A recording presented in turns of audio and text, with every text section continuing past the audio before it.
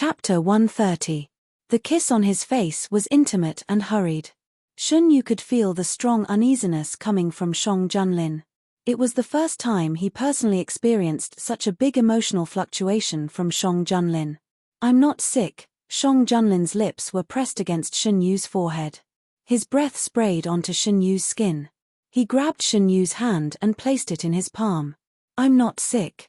Why did your Majesty suddenly say such a thing? I'm just an ordinary person.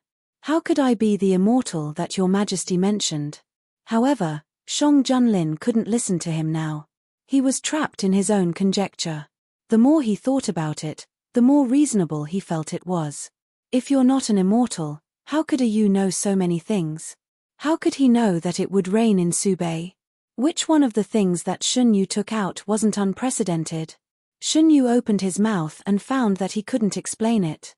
The matter of his rebirth was too shocking. He hadn't thought about whether to tell Shang Junlin. This was the biggest secret buried in his heart, and also his biggest trump card. However, he soon heard the main point from Shang Junlin's words. "It's raining in Subei." The shocked expression on his face didn't seem to be fake. Shang Junlin stared at him for a while. "Shouldn't you have known about it long ago? Why would your Majesty think that I knew about it long ago? If your Majesty hadn't mentioned it, I wouldn't have known about it. Wasn't it a Yu who made it rain in Subei?" As he spoke, Shang Junlin stared at Shun Yu's face, not missing a single change in his expression. "Why would your Majesty think so?" Shun Yu didn't know whether to laugh or cry. "How could I make it rain in Subei?" The time was set by a Yu. Shang Junlin finally regained some rationality and sat down on the couch with Shun Yu in his arms. Subei sent back news that after the execution, there was a heavy rain in Subei. The rain lasted for several days.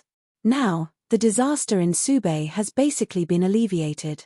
"Why does your Majesty think that the rain has something to do with me?" Shun Yu raised his eyebrows. "Because the time was too coincidental.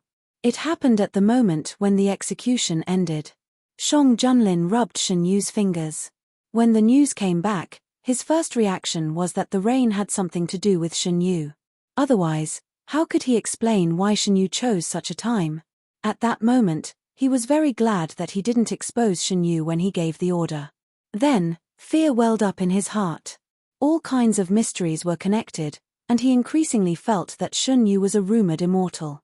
"Your Majesty, the rain in Subei really has nothing to do with me. I just checked the ancient books and found that there is a heavy rain in Subei every year at this time. So, I set the time before the heavy rain in previous years. If it doesn't rain, it won't cause any loss to us. If it rains, there will be more room for manipulation later." Shun Yu didn't want Shang Junlin to continue with this dangerous idea. He knew this man. If he really believed that he was an immortal who could leave at any time, he didn't know what he would do. And this sentence wasn't a lie. It was just that he had an extra memory of his previous life and was sure that it would rain during this time of year. As for the specific time of the rain, it would be after the execution, which he didn't expect. "Your Majesty, if you don't believe me, you can read my notes." In order to calculate a relatively small range, Shun Yu had checked a lot of things about Subei during this period of time. He also copied down the time of the autumn rain and combined it with the later records of his previous life to deduce the approximate time range. Shun Yu's manuscripts were placed not far away. Shang Junlin's thoughts came back and remembered that Shun Yu had asked him for books. "You asked for so many books at that time for this. Otherwise." Shun Yu looked at him reproachfully. "Your Majesty, shouldn't you know that I have never liked to read these? I thought you had changed your taste." When Shun Yu mentioned it, Shang Junlin remembered that for a period of time, Shun Yu had stopped reading novels and turned to books that recorded the situation of various places. Shun Yu took the notes and put them in front of Shang Junlin. "Your Majesty, take a look at them yourself." After Shang Junlin finished flipping through the notes, his tightly knitted brows gradually relaxed. "At that time, I thought your Majesty would ask." Shun Yu saw that Shang Junlin was no longer tense, and the stone in his heart was slightly lifted. He complained half-jokingly, "If your Majesty had asked at that time, I could have asked for a reward. What does a Yu want? It's not too late to say it now. When the matter in Subei is over, "Your Majesty, accompany me to the farmstead to stay for a few days. Every year at this time, I will stay for a few days." Shang Junlin was feeling guilty, so naturally, he would do whatever Shen Yu said. "You has worked hard," Shang Junlin hugged her again, "but I'm afraid that I can't make public the role that you played in this matter. This matter was too mysterious. If it was spread out, Shen Yu would be pushed to the forefront of the storm. It was not a good thing to be the focus of everyone's attention, especially because of such a mysterious matter. The common people feared the gods, but there were also some bold people who had thoughts that they shouldn't have. Moreover, there were still several forces hidden in the dark. They were enemies and not friends, so Shang Junlin didn't want to risk Shen Yu. "Even if Your Majesty didn't say it, I would have asked Your Majesty to hide my existence. Moreover, I didn't do anything." Shen Yu always knew that gossip was a fearful thing. This matter could be said to be big or small. Hiding it from him was far less important than keeping it mysterious. It had to be said that this rain really came at the right time. The timing was so coincidental. If he didn't take advantage of such a good opportunity, it would be a waste of a God-given opportunity. The rain was very heavy, but no one complained. The people in Subei were almost crying with joy. There was also a kind of unreal feeling. They had waited for so long for the rain, but at this moment, it fell unexpectedly. After a long drought, there was no one who wasn't happy about this rain. Fang Jun was a very clear-headed person.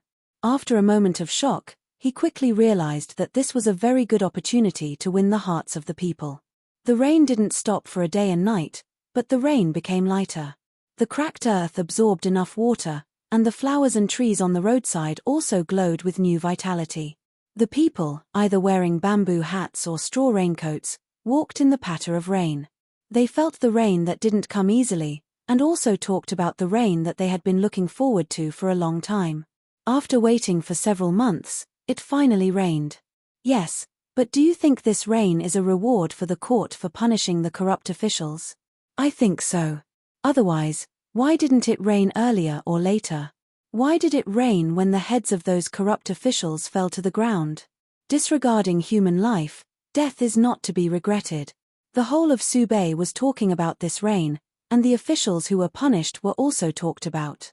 Originally, there were still remnants of power that wanted to stir up unrest, but after the rain, many of their subordinates ran away. To make matters worse, quite a few of them went to the government to report them, all for the sake of alleviating some of their sins. Because of this timely rain, the power that Lord Hu and the others had built up in Subei for many years was easily disintegrated. Let alone stirring up unrest, they should be thanking the heavens if they weren't arrested by the government. Fang Jun had issued a bounty, and the people of Subei had already decided that the drought was a punishment from the heavens for these corrupt officials, so they had no mercy on the remnants of power. If it weren't for them, would there have been no drought in Subei? This was what everyone thought. The news of Subei spread from the capital to all parts of the Great Huan. When the people who had been paying close attention to the disaster in Subei heard of it, it caused a great uproar. In the restaurants, tea houses, streets, and alleys, every place was talking about this matter. "Have you heard? It's raining in Subei. Now we don't have to worry about Subei anymore. It rained after the corrupt officials were beheaded. Say, do you think the previous drought had something to do with these corrupt officials? Speaking of this, do you still remember the rumor that some time ago, there was a rumor that the drought in Subei was caused by dissatisfaction with His Majesty's methods and was deliberately causing a disaster? How could we not remember? That's simply nonsense. Not to mention anything else, even if they were really dissatisfied with His Majesty's methods, why would it be the drought in Subei and not the capital? The capital is clearly closer to His Majesty. They just want to deliberately smear His Majesty's reputation.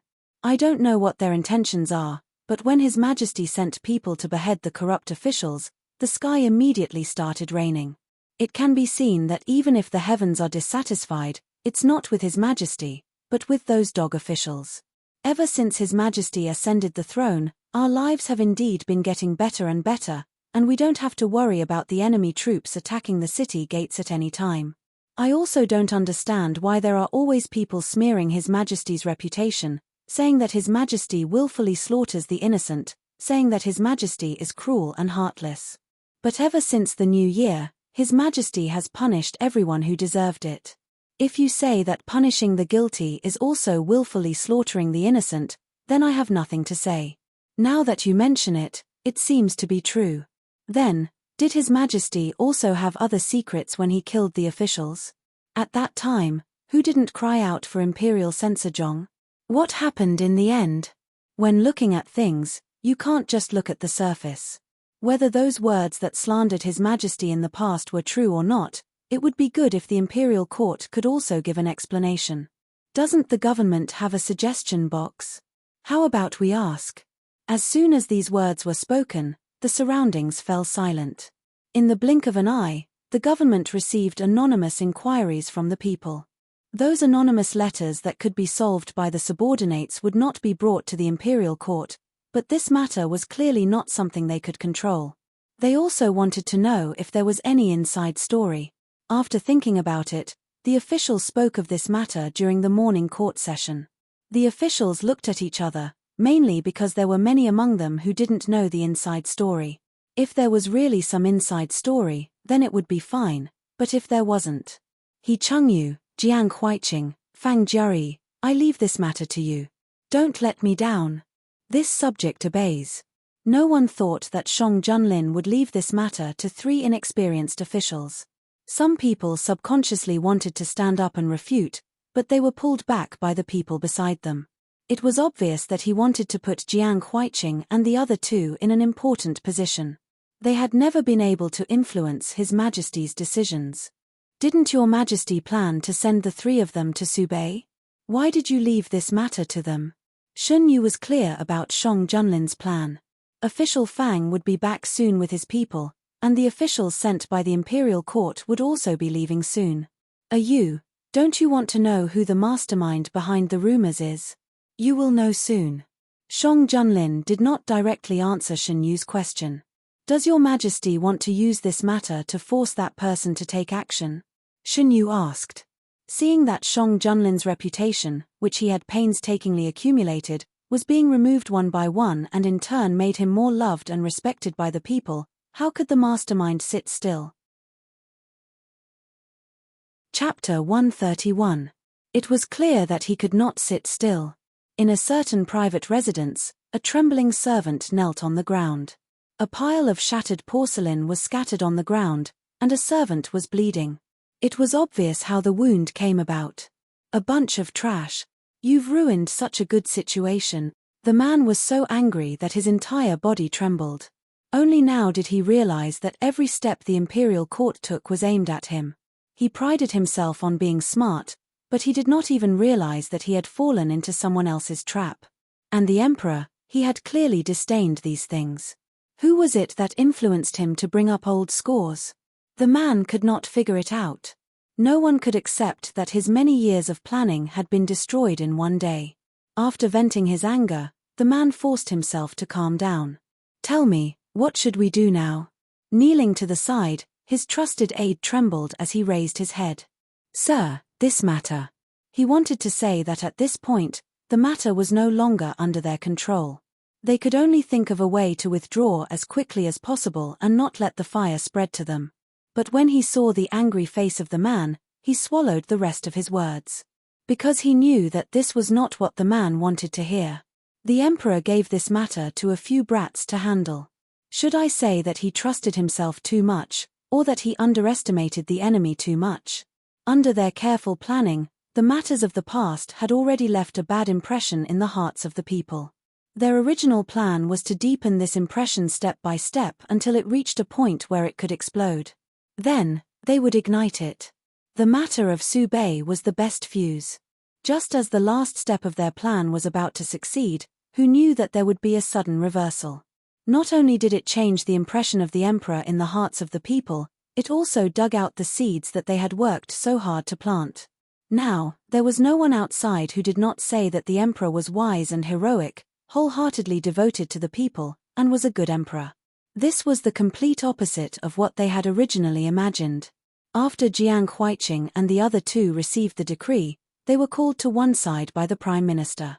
His Majesty has given this matter to you because he trusts you, but it is also a test. I will not participate too much in this matter.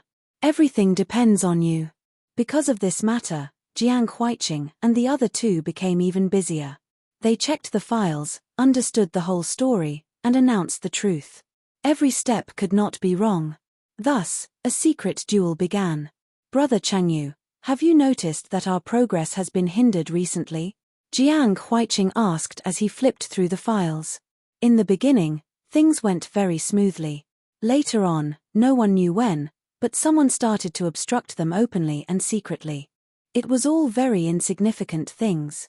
Even if it was brought out, it would be treated as an accident. Jiang Huiqing was very sensitive to the emotions of others. He could feel that these people were doing this on purpose. Yes, we have. We just need to do what His Majesty ordered us to do. The rest will be taken care of. Naturally, the hidden dragon guards also knew what was going on. The hidden dragon guards were Shang Junlin's eyes and ears. Their discovery was equivalent to Shang Junlin's discovery. Your Majesty, why haven't you made your move yet? Shun Yu put down a white piece. In the pavilion, the two sat facing each other. On the chessboard, the black and white pieces fought intensely. We have to give them some time to catch their breath so that they don't cause any more trouble. Jiang Huiqing and the other two were in the open while the hidden dragon guards were in the dark. Those people who could not sit still gave themselves away. The hidden dragon guards looked for clues and caught the tail of that person. That person won't take the risk to hurt Jiang Huiqing and the rest, right? The hidden dragon guards are following them.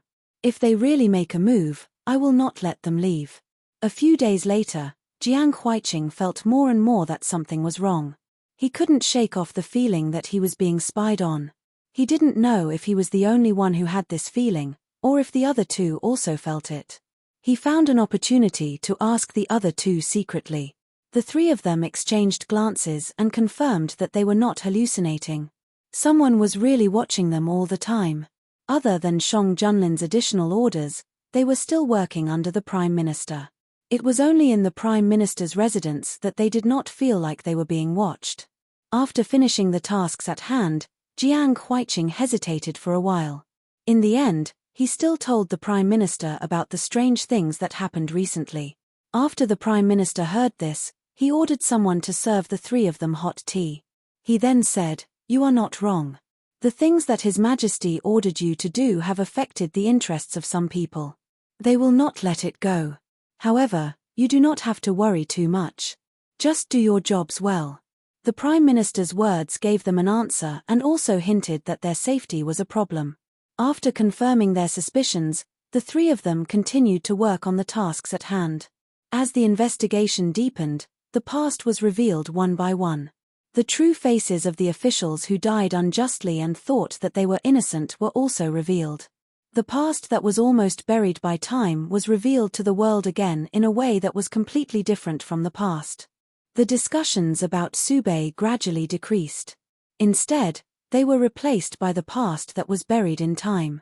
Because of what happened in Subei, the people still trusted the imperial court. The People's Newspaper was a news channel that was directly controlled by the imperial court. The news that was published in the newspaper was recognized by the people. Once the news was published, it caused a huge uproar. I said that His Majesty would not kill innocent people. Look at the people that were killed. Which one of them was not covered in sin and deserved to be killed? I remember that after the previous Prime Minister died, there were rumors everywhere about how he cared about the country and the people. He died under the tyrant's sword because he wanted to fight for the people. After his death, the tyrant was afraid of the rumors and changed the law. But today, the imperial court is telling us that the previous Prime Minister died because he obstructed the implementation of the new law. It was because he took the wealth of the people and bought and sold official titles. Why is it completely different from what we know? This was not the only time that similar situations occurred. The people went from shock and disbelief to numbness and then they became used to it. In the end, they even felt that it would be strange if they were not slapped in the face. It was also at this time that they realized that there was something wrong with the entire matter. Once or twice can be said to be an accident. So many times, Could it be that every time is an accident? Someone said what they felt was not right. Actually, I also feel that something is not right. Think about it carefully. In the past, after His Majesty punished an official, would there be rumors that were unfavorable to His Majesty spread?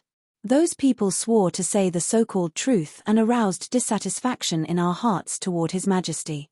Even in the matter of Subei this time, there were people who tirelessly poured dirty water on His Majesty. Now that you mention it, I remember. Just a while ago, I went to the tea house to drink tea and heard people say that the drought in Subei was because heaven was dissatisfied with His Majesty's actions. I've heard the same thing before. Me too. The people gathered around looked at each other and found that everyone seemed to have heard this before.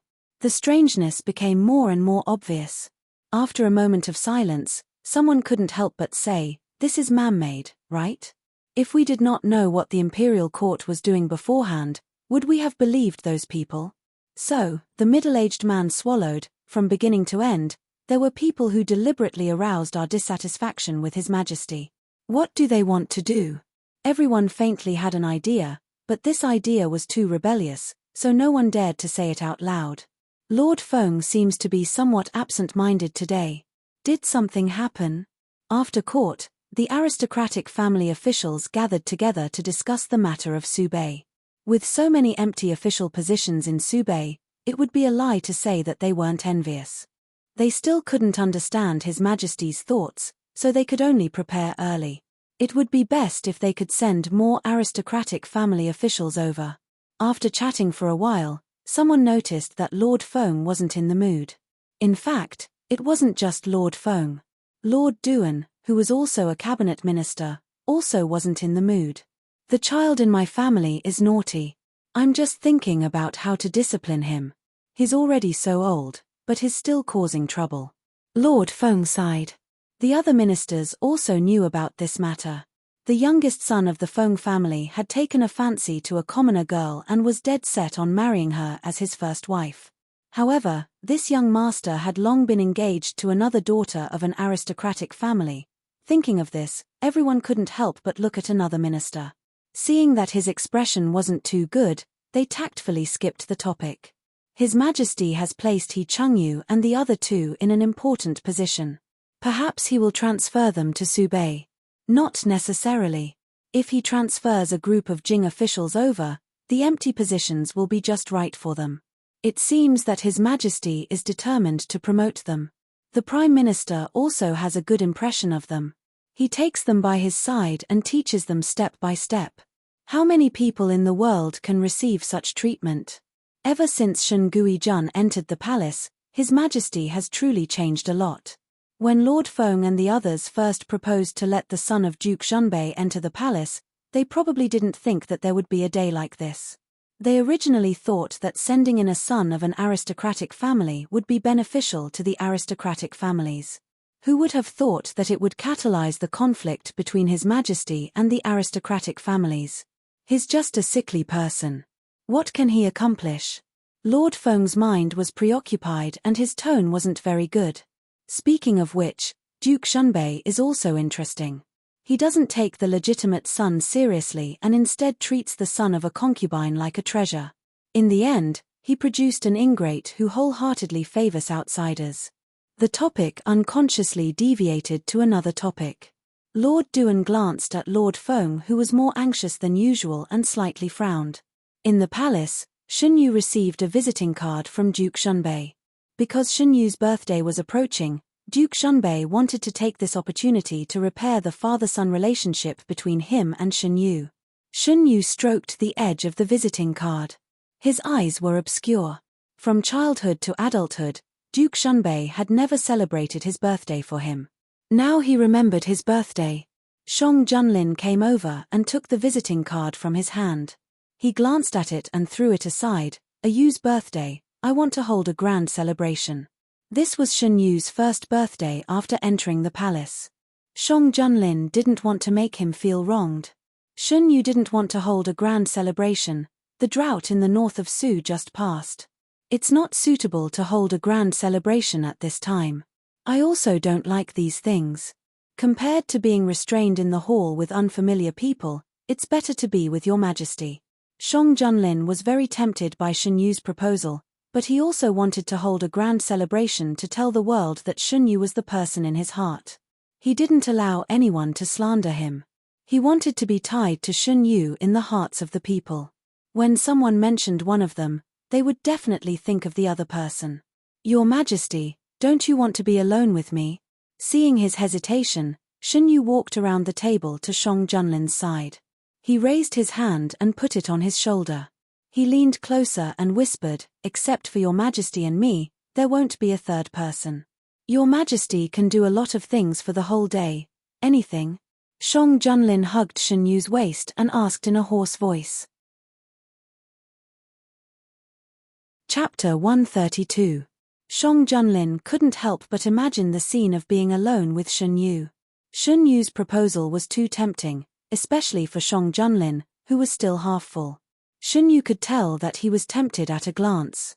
She continued, "If your Majesty wants to hold a banquet, you can hold it on your Majesty's birthday.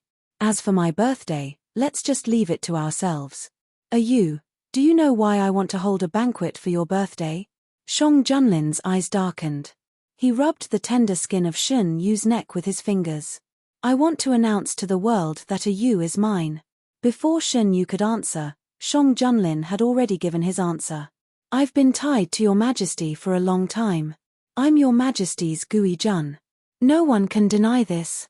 Shen Yu tilted her head and rubbed Shang Junlin's hand. Gui Jun. Shang Junlin used to think that this title was very good.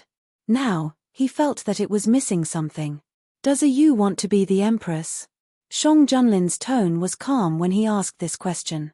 It was as if he was asking about an ordinary matter instead of an important matter like the position of the Empress. "Why did your Majesty suddenly ask about this?" Shen Yu was slightly surprised.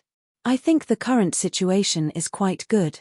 Shen Yu wasn't very interested in the position of the Empress. "I just think that no one can sit in this position except for a Yu." Before Shen Yu entered the palace, Shang Junlin never thought that one day, there would be someone in his life that he couldn't let go of. Seeing that Shen Yu was not interested, Shang Junlin didn't continue this topic. He just silently noted this matter in his heart and waited for the right time to announce it. "A Yu doesn't want to hold a big banquet. What about a small banquet?" Although Shang Junlin wanted to spend time with Shen Yu, he didn't want Shen Yu to have any regrets. "Your Majesty, you really don't have to think about these things. In the past, I have spent my birthdays in the manor. Why don't your Majesty accompany me this year?" Having lived for 2 lifetimes, Shen Yu was really not interested in these things. "Then we'll listen to a Yu." There was still some time before Shen Yu's birthday. Although Shang Junlin had agreed to go to Zhuangzi with Shen Yu, he didn't completely give up on holding a birthday banquet in the palace. Whatever others had, he wouldn't miss out on Shen Yu. He couldn't participate in Shen Yu's past, but now and in the future, he wouldn't let Shen Yu have any regrets. After a heavy rain, Subei regained its vitality. Fang Jun and Zun Jiao joined forces and slowly stabilized the situation. Because of this rain, the remaining forces left behind by Lord Hu and other officials didn't manage to stir up any trouble, which saved Fang Jun a lot of trouble. With timely prevention and intervention, the drought didn't bring any more serious consequences. The epidemic that everyone was worried about also didn't happen. Before the new officials appointed by the imperial court took office, Fang Jun and the others needed to temporarily stay in Subei to deal with the follow-up matters. It was because of the efforts of Jiang Huiqing and the others that Shang Junlin's reputation among the people was greatly reversed. The stigmas that shouldn't have been placed on him were washed away one by one.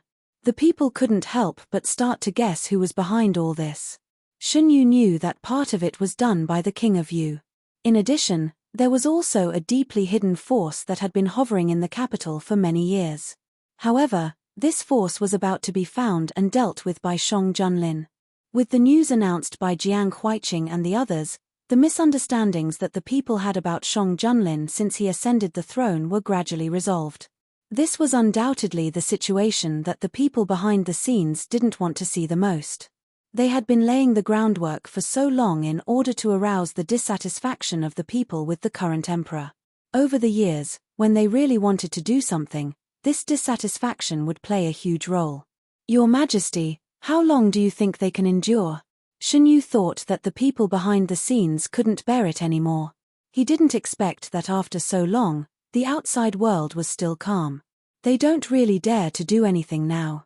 Perhaps they feel that we don't have conclusive evidence and can't really do anything to them, so they want to hide and wait for this storm to pass. Shang Junlin naturally wouldn't give them a chance to do so. After all the rumors were cleared, Shang Junlin ordered people to spread the rumors among the people and let them guess who did this. At the same time, this matter was brought up during the court session. These days, we have heard some very interesting words. Tell me, who is it that has been sparing no effort to smear our deeds in the hearts of the people for so many years? In the Great Hall, Shang Junlin calmly sat on the dragon throne and calmly voiced the doubts in his heart. His hawk-like eyes swept across the faces of the officials. We didn't care about these false reputations in the past, but we didn't know that in the eyes of the people, we were such an emperor. We killed the innocent, disregarded human life, harmed the loyal, cruel and heartless. With every word Shang Junlin said, the breathing of the people below him became lighter. Of course, they had heard of such rumors. Some officials who didn't know the truth even believed these rumors. After the court announced the deeds of the dead officials, they were ashamed of themselves for believing the rumors so easily. We need to know who is behind this matter. Shang Junlin pointed at a few officials. We will let you handle this matter. If you can't find any useful information, you don't need to stay in this position. Official Feng, who had been silent, felt his heart jump. Coincidentally, the officials that Shang Junlin pointed at were more or less related to him. After the court session, Official Feng ignored the calls of his subordinates and hurriedly got on the carriage to return to his fu. Why is Official Feng in such a hurry today? Official Duan looked at Official Feng's back as he hurriedly left and his brows furrowed even tighter. He and Official Feng entered the cabinet almost at the same time. They had worked together for many years and he had already noticed that something was wrong with Official Feng. Everything that happened outside the hall reached the ears of Shang Junlin and Shen Yu. Shen Yu heard what happened at Shang Junlin's court session and said with a smile, "Your Majesty deliberately let those officials investigate, right? The Prime Minister complained that they were occupying their positions and not working for a long time. Coincidentally, it's almost time for the officials to return to Jing to report on their work. We plan to keep a group of them." It was the same as admitting that he did it on purpose. Official Feng's expression at the time must have been very good. Shen Yu picked up the teacup and took a sip. When did Your Majesty discover that this matter was related to Official Feng? In reality, we had some candidates in mind from the beginning. The aristocratic families didn't support us out of sincerity. They saw that we didn't have any foundation in the court and were easy to manipulate. Later, they found that we were wrong from the beginning. We weren't easy to manipulate, so they wanted to find another way out. But at that time, we had taken back the land of Dahuan and had military power. Even if they wanted to do something, they wouldn't succeed. We didn't care about the reputation of the people in the past. It was only after a Yu's reminder that we found out that some of the conspiracies against us were set up from the beginning. More than 10 years have passed. The officials of the court have been changed again and again. There are only a few people left. The range of possibilities has narrowed down. Shen Yu pondered. That's right. There are even fewer people who have the ability to do it now. After confirming the suspects, we sent the hidden dragon guards to investigate these people. At first, we didn't find anything. It was only after the rain in Subei that we sent Jiang Huiqing and the others to clear their names that we caught the person. Official Feng knew that he had been too impatient during this period of time. Even though he used the matter of his youngest son as a cover and it was easy to find clues, he couldn't sit still and wait for death. After so many years of planning, it was exposed in one day. How could he be satisfied? When he returned to the Feng residence, he dismissed all the servants and entered the study room alone. The secret compartment was opened and he walked in. After passing through a long tunnel, he came to a small house in the suburbs of the capital. I suspect that I've been exposed. What should I do now? Official Feng stood in the empty study room and said anxiously, I'm working for you. You can't just ignore me. After a while, Another person's voice came from the room. Official Feng seems to have misunderstood something. Do you still remember our deal? We helped you enter the cabinet and in exchange, you had to help us a little. Now that you've been exposed because of your own mistake, do you still want us to clean up the mess? Aren't you afraid that I'll expose you? The current emperor is not a gentle person. If he knows about your existence, what do you think he'll do? Official Feng threatened fiercely. If you're obedient, maybe we'll help you keep your bloodline on account of your many years of hard work. If you insist on telling Shang Junlin something, we can't stop you. Official Feng was shocked. He realized that the other party was not afraid of Shang Junlin finding out. Who were they? Why were they so fearless? A thin layer of cold sweat appeared on Master Feng's back. He took a step back and fell into his chair. He suddenly realized that after working for these people for so many years, he knew very little about them. He didn't even know what their identities were. You can't just ignore me. I'm a cabinet minister. Without me, who will provide you with information about the imperial court? Official Feng, why do you think that Shang Junlin will allow you to stay in the imperial court safe and sound after such a thing happened? He has long wanted to take back your position. Do you think he'll let go of such a good opportunity? Official Feng, you'd better take care of yourself. After the mysterious person left, Official Feng sat in the same place for a long time. He knew that he had been abandoned. The blankness on his face was gradually replaced by ruthlessness. He had been in a high position for many years. He was no longer the son of the first wife who was at the mercy of others. He had so many things in his hands. Could he not fight for a way out for himself? Official Feng is already in this position. Why are you still not satisfied? Entering the cabinet was already the highest position in the Great Huan dynasty. Shunyu couldn't figure out what else Official Feng wanted. Who would complain about having too much power in their hands? Shang Junlin spread out his hands. Even I am not satisfied sometimes. There are very few people like you who is not greedy for power. Shunyu smiled. He had also been lost in power and used everything he had to chase after it. Now, he was just tired of it. Official Feng must have realized that he has been exposed. Otherwise, he wouldn't have acted so strangely. I let him know on purpose. If he didn't know that he was in danger, how could he seek help from the person hiding behind him? Step by step, Official Feng did as he thought and went to find the person behind him.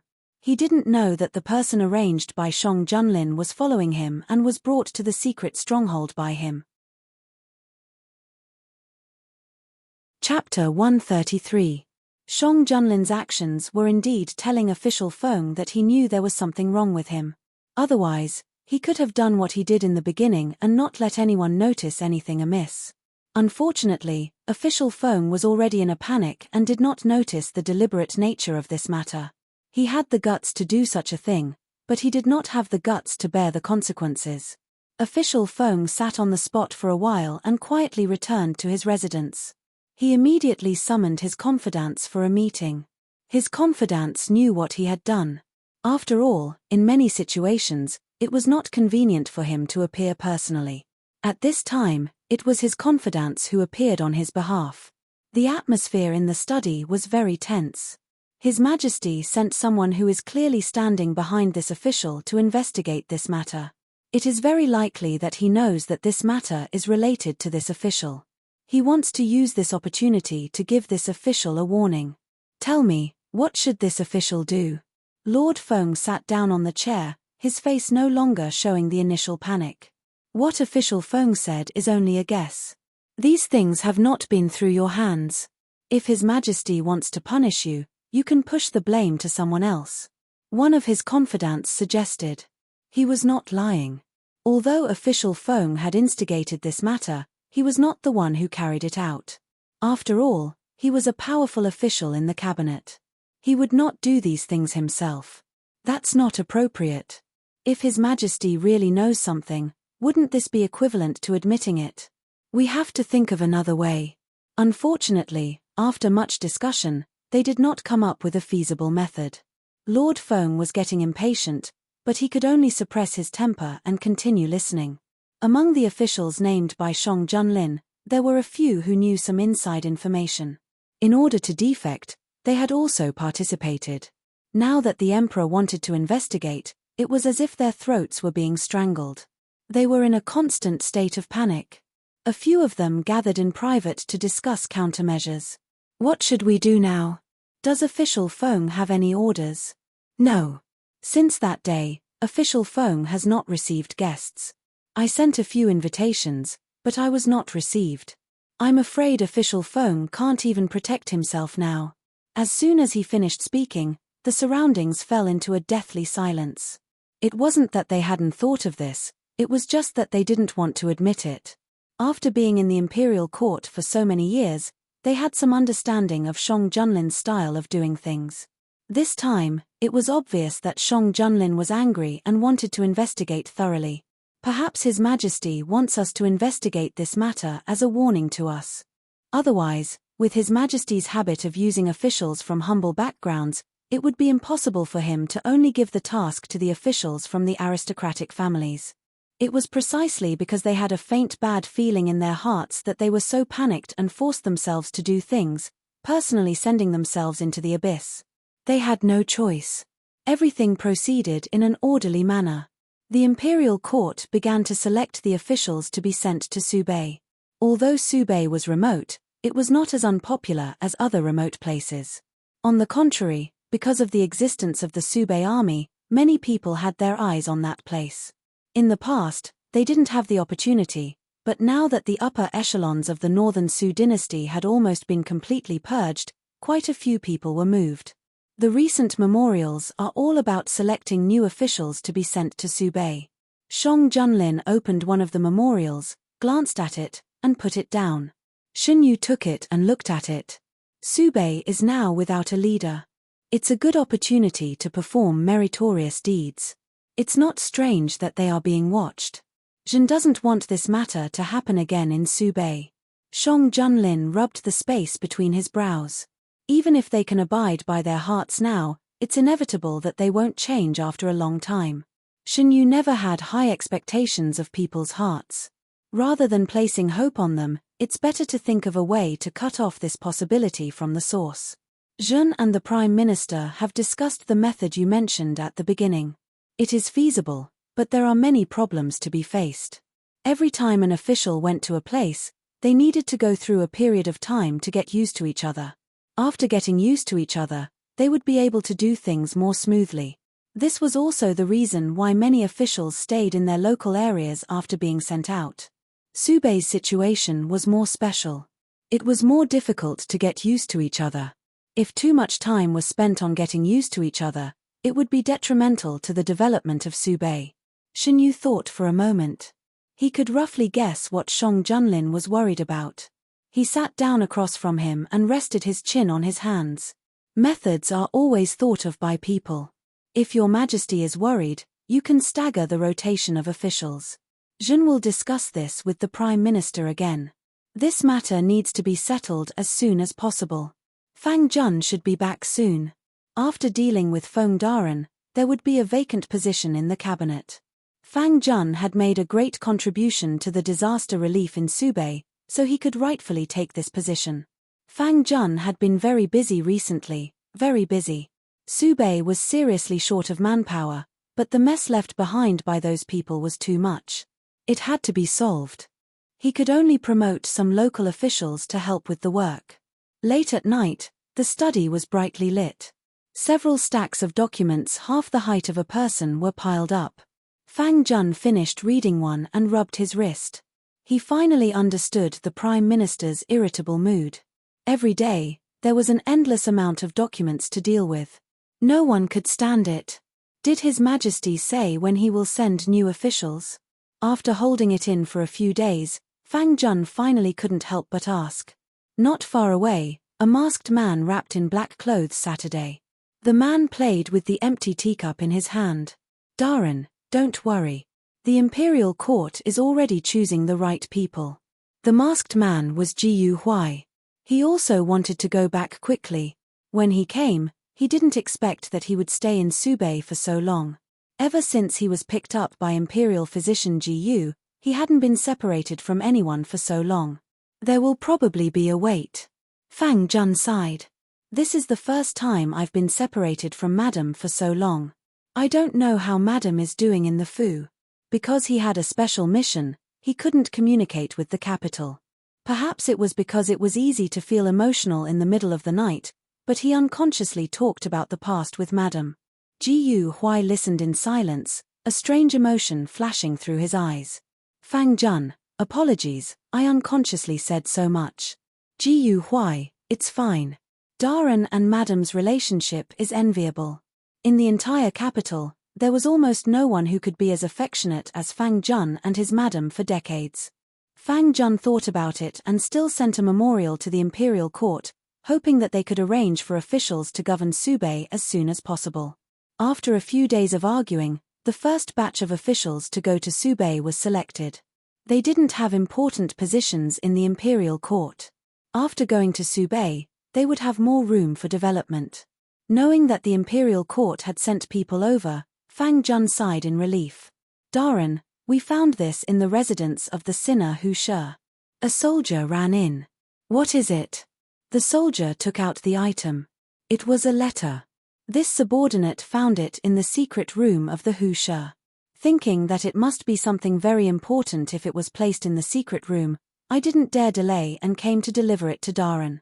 After Lord Hu and the others were imprisoned, they were sentenced according to the severity of their crimes. As the mastermind, Lord Hu's sentence was the heaviest.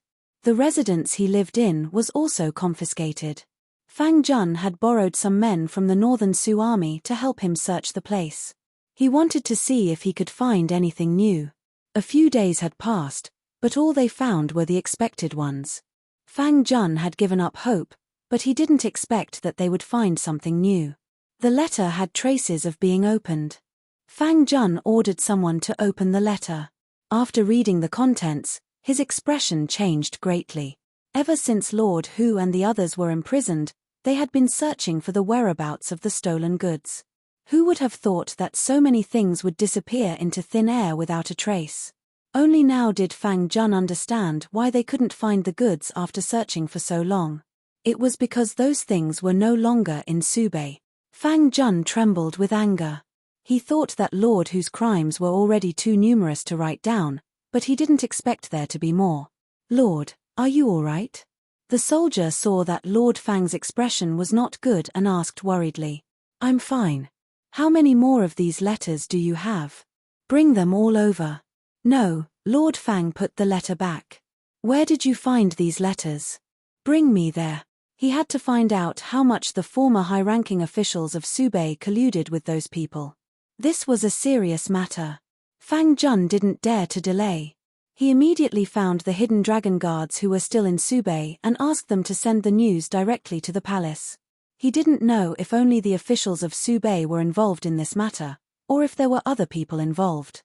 Before he was sure, he couldn't let the news leak out. Through a special method, he passed the news to Ji Huai. Ji Huai would lead the hidden dragon guards to secretly investigate this matter. The atmosphere, which had relaxed because of the heavy rain, became tense again. The weather gradually turned cold. After half a year of recuperation, Xunyu was no longer as cold as before. Shang Junlin was worried that he would catch a cold, so he ordered people to make thicker clothes and send them over. Xunyu was growing, so the people from the clothing bureau came over to take his measurements. Shang Junlin frowned and waved away the palace servant who was close to Xunyu. He took the ruler from the servant's hand and walked over to Xunyu. Yu has grown a little taller. Shang Junlin didn't want others to touch Xunyu, so he let the palace servant guide him while he measured Xunyu himself. Xunyu looked at the palace servant who was trying to keep calm and found it funny. It's just a small matter. Your Majesty, why do you have to do it yourself? How is a Yu's matter a small matter?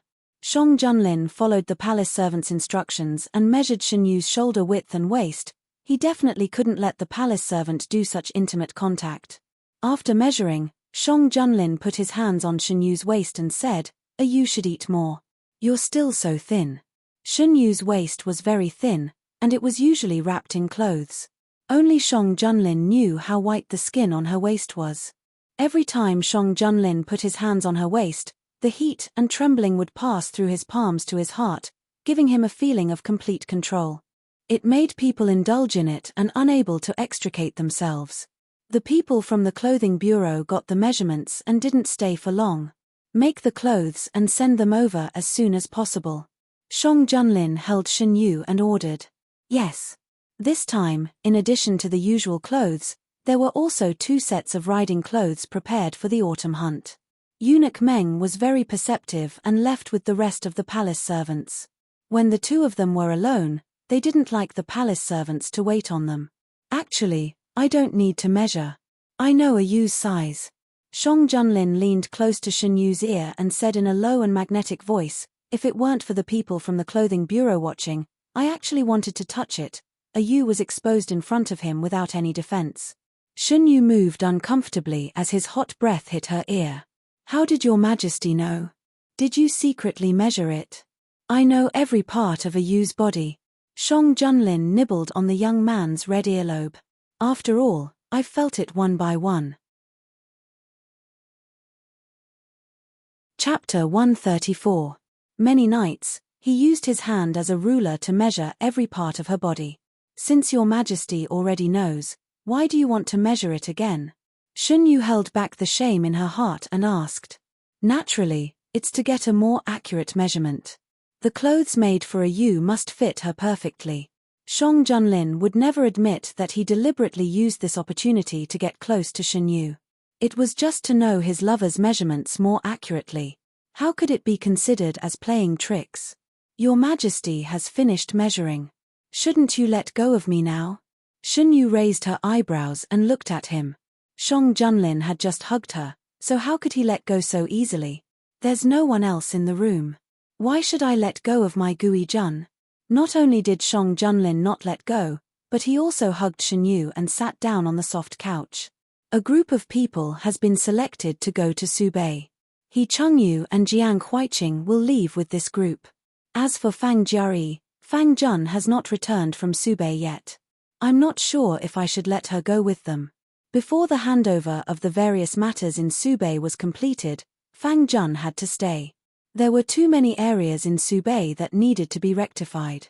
Other than Fang Jun, Shang Junlin was not at ease with letting others do it. Fang Daren will return sooner or later. Your Majesty can ask Miss Fang for her own opinion. If she wants to go, it's good for her to gain experience. Didn't the Prime Minister also say that this little girl is very methodical? Subei needs new blood. After the disaster, there are many things waiting to be done. He Chengyu, Jiang Huiqing, and Fang Jiari each have their own strengths.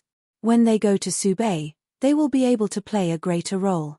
As a person who had worked with Jiang Huiqing for many years in his previous life, Shen Yu was very clear about her ability. During this time, he also learned about the other 2's style of doing things through Shang Junlin. It had to be said that letting these 3 go to Subei was the best way for them to grow up quickly. I will ask the Prime Minister to ask her. If she is willing, she can come along. Turning around, the Prime Minister received a hint from Shang Junlin. He knew that the 3 of them would not be able to work for him all the time. However, knowing that they were about to leave, he could not help but feel a little reluctant. After finishing his business, he asked the 3 of them to stay behind. What are your views on the matter of Subei? This wasn't the first time the Prime Minister had asked them about Subei. From the very beginning, they had been transferred to the Prime Minister's side to work for Subei. Every once in a while, the Prime Minister would also ask them about Subei. The 3 of them didn't think about anything else and each gave their own opinion. Not bad. Although the 3 of them had set out from different angles, their goal was the same. Compared to the beginning, their ideas were more comprehensive. The Prime Minister was very satisfied with this. If I let you go to Subei, do you have the confidence to do what you said? Sir, what do you mean? I believe you have heard that the Imperial Court will send officials to Subei. This is a very good opportunity. Today, I asked you to stay behind because I wanted to hear your thoughts. Are you willing to go to Subei? Although this was the first time the Prime Minister had brought up this matter, the 3 of them were not surprised. During this period of time, the Imperial Court had been discussing it. Being in the midst of it, they could naturally feel the undercurrent surging below. This official is willing. Jiang Huiqing was the first to speak. Immediately after, He Chengyu and Fang Jieri also expressed their willingness. For them, going to Subei was another shortcut and an unprecedented opportunity. Since you are all willing, then prepare well. The Prime Minister did not ask Fang Jieri alone. He had already gotten the answer from her eyes. After interacting with her, he had personally experienced that women in the world were not inferior to men. Although Fang Jieri was a woman, giving her special treatment was a kind of wrong. In the officialdom, everyone should be equal. How far they could go in the end depended on themselves. The next day, the Prime Minister handed a booklet to Shang Junlin. He was very optimistic about Jiang Huiqing and the other two, and most of his words were full of praise. After reading it, Shang Junlin handed the booklet to Shen Yu. I thought he would complain. It was not easy to cultivate a few capable people, but in the blink of an eye, they were all transferred away by me. Isn't Lord Fang coming back? When Lord Fang enters the cabinet, the Prime Minister will not be as busy as he is now. Zun Jiao, Lord Zun, what does your Majesty plan to do? Shen Yu finished reading the booklet and put it aside. I plan to let him take over Fang Jun's original position. He definitely can't continue to stay in Subei. In any case, Zun Jiao had made a great contribution in this matter in Subei. At the same time, he had also formed a lot of hatred with the local forces in Subei. No matter from which perspective, Shang Junlin could not let Zun Jiao stay there. Is there any other news from Subei during this period of time? Fang Jun sent a lot. Take a look at this booklet. Shang Junlin took out a booklet and handed it to Shen Yu. Shen Yu took it and read it. He smiled and said, Lord Fang has begun to urge you. Your Majesty should act quickly. This booklet was written very interestingly. It did not say anything about how hard it was for him. It only said from another perspective that he missed his family and tactfully reminded the imperial court that it was time to send someone over. The imperial court indeed quarreled over this matter for a few days. In the end, Shang Junlin forcefully intervened and finally decided on the final candidate. As for Jiang Huiqing and the other two, the ministers did not have much opinion. They already knew that Shang Junlin would train this year's top 3. Even if they objected, it would only make the emperor unhappy. If they had the time, it would be better to find a way to arrange for more of their own people to go over. After the morning court discussion, everything was settled. Jiang Huiqing and the other two were the most junior in this group of people, but no one saw them clearly because of this. Those who could be officials in the imperial court had basic discerning eyes. From various signs, it was obvious that the emperor wanted to put these 3 people in important positions. At present, these 3 people did not have any conflict of interest with the other ministers. Of course, it was best to be on good terms with them. In the end, Fang Jieri was a woman, so it was inconvenient. In the following days, He Chengyu and Jiang Huiqing received a lot of invitations. I haven't been to the north yet. I don't know what Subei is like. Jiang Huiqing had only seen descriptions of Subei in books. He was very curious about this place that he was about to arrive at.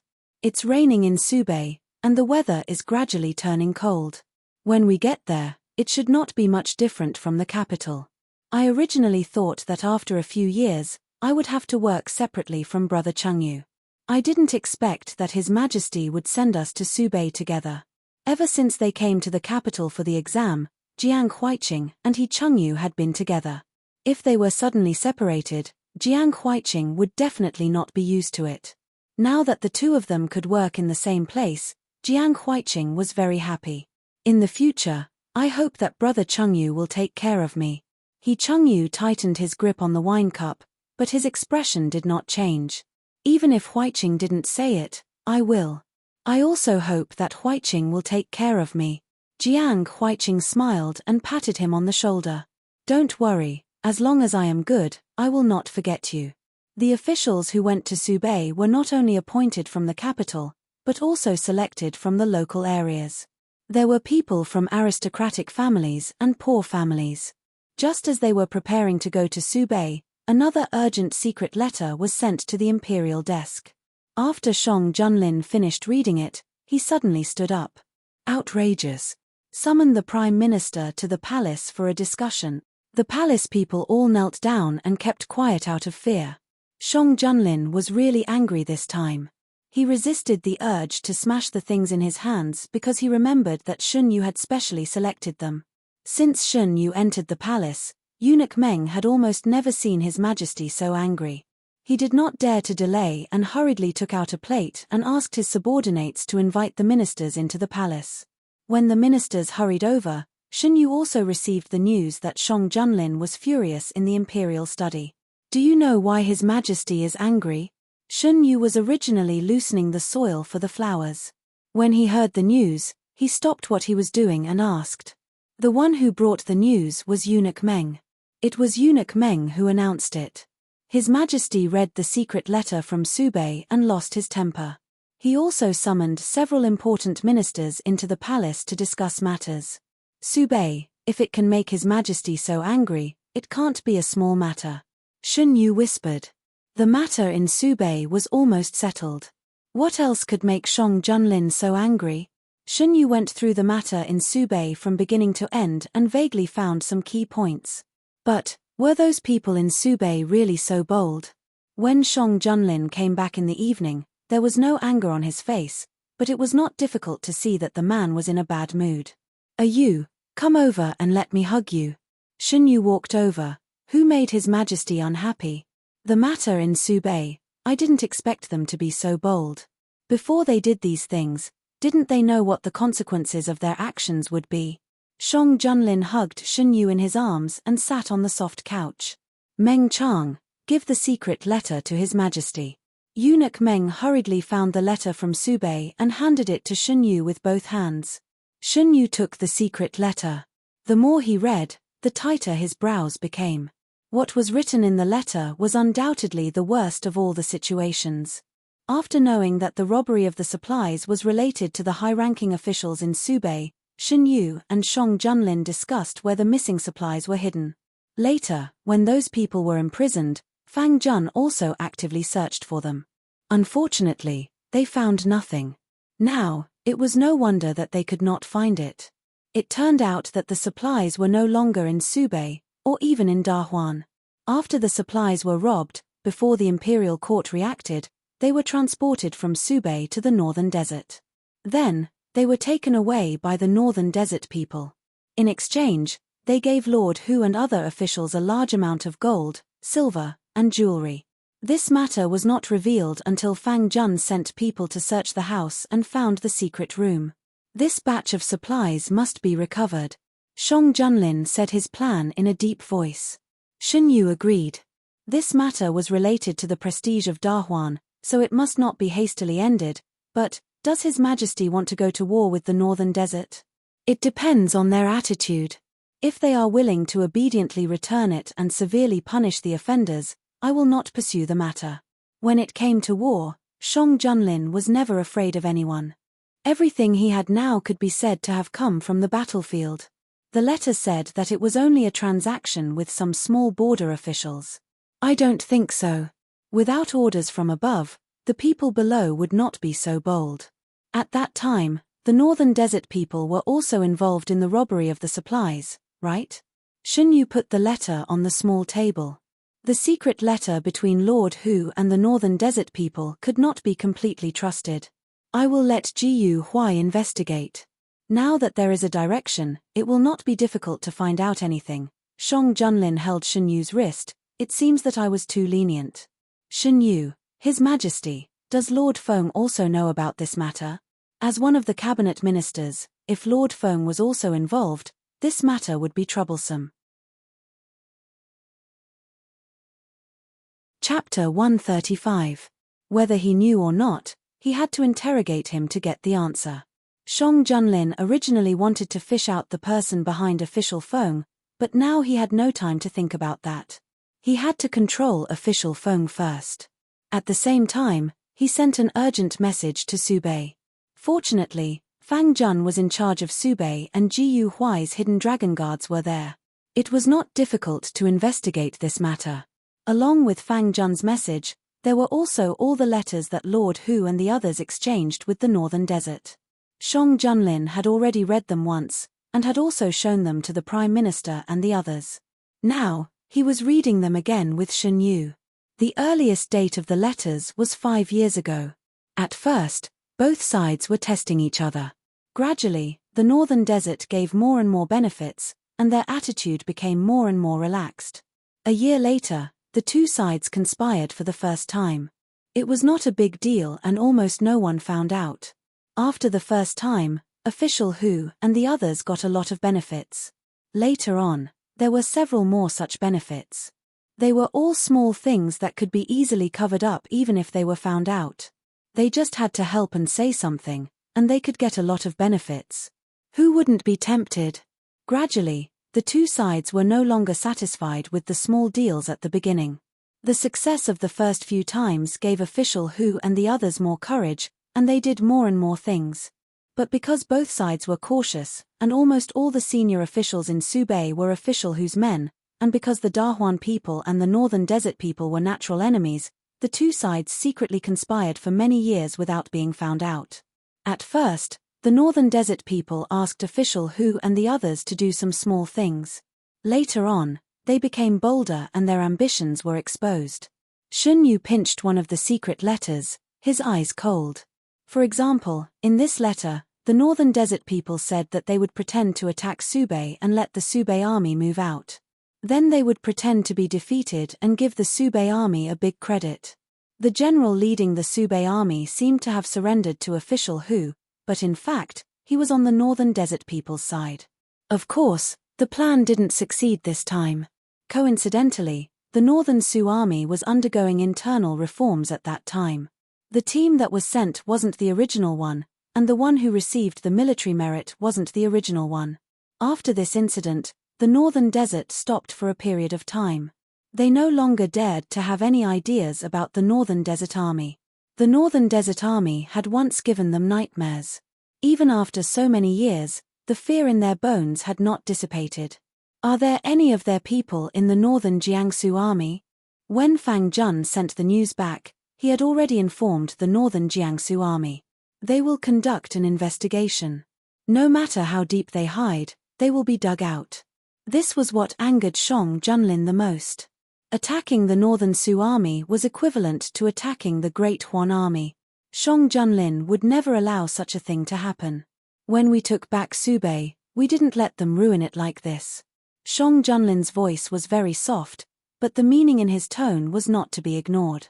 The next morning, Shang Junlin announced the news from Subei.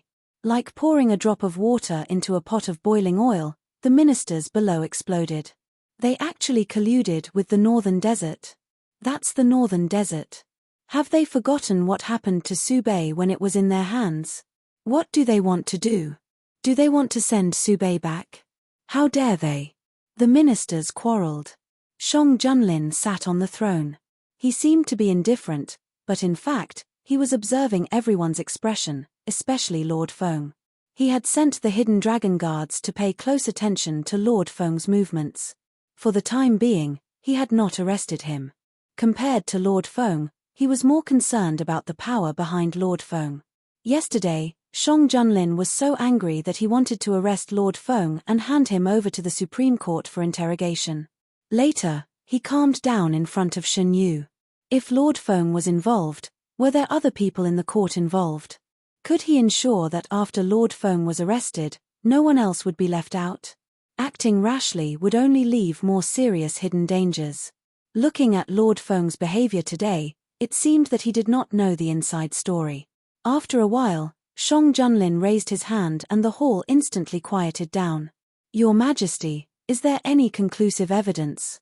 Treason was not a small matter.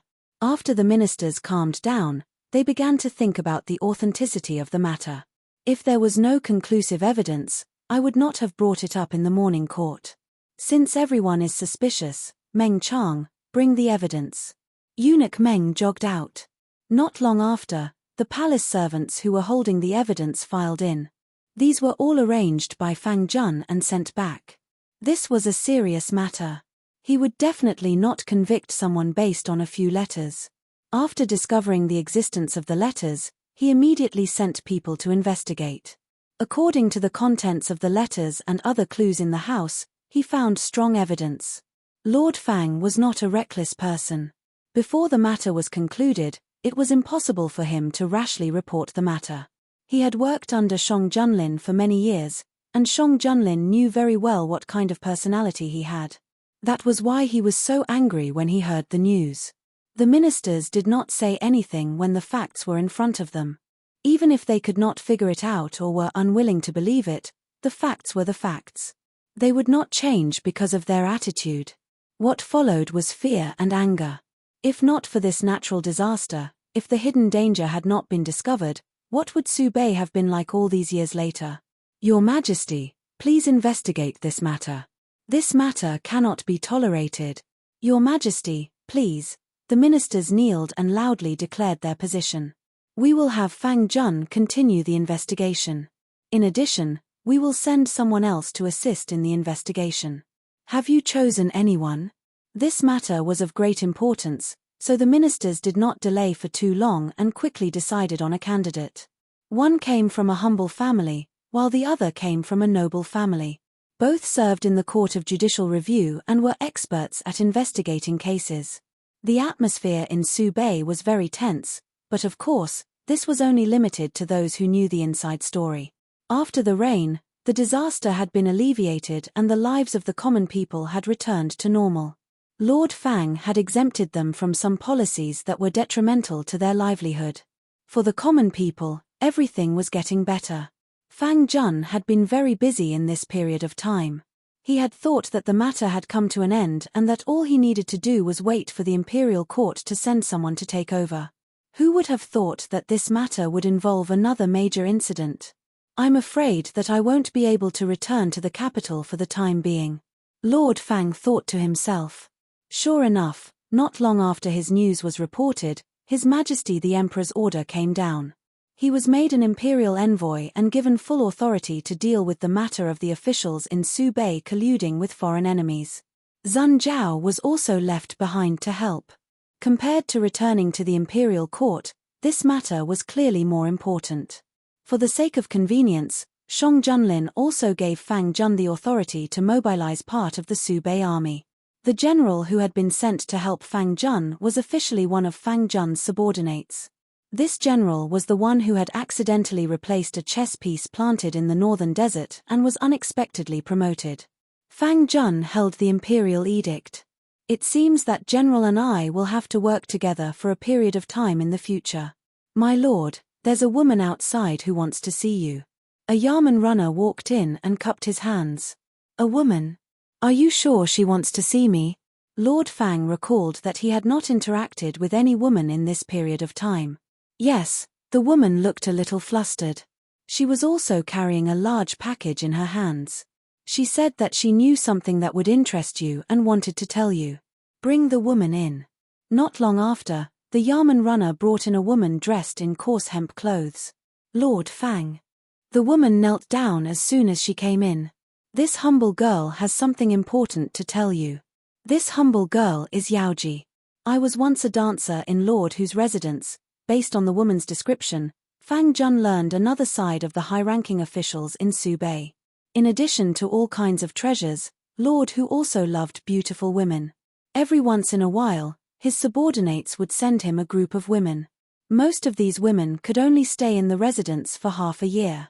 No one knew where they went after that. Yaoji had been learning to dance since she was a child in order to be chosen by a high-ranking official one day. She was outstanding in appearance and talent, so she was the most outstanding among her friends. Therefore, she was chosen to serve in Lord Hu's residence. Yaoji had been learning to dance since she was a child. After entering the residence, she quickly won Lord Hu's favor. Lord Hu showed off her excellent dancing skills everywhere. Thus, she inadvertently uncovered a shocking secret. That day, Lord Hu went to a banquet as usual and asked me to perform well at the banquet. The banquet was very strange. Everyone was wearing masks. One of them took a fancy to me, so Lord Hu asked me to serve him. Perhaps because he drank too much, that man said a lot of inexplicable words in the evening, mixed with some words that I didn't understand. As she spoke, Yaoji imitated. Later, I learned that it was the language of the northern desert. That man said that he cooperated with Lord Hu. I remembered several key words: Northern Desert, Northern Army, failed plan, and kidnapped. After that, I knew that I knew something I shouldn't know, so I found an opportunity to pretend to be ill and was sent out of the main city. Then why did you come back? Fang Jun asked calmly. Because I heard a lot about your deeds.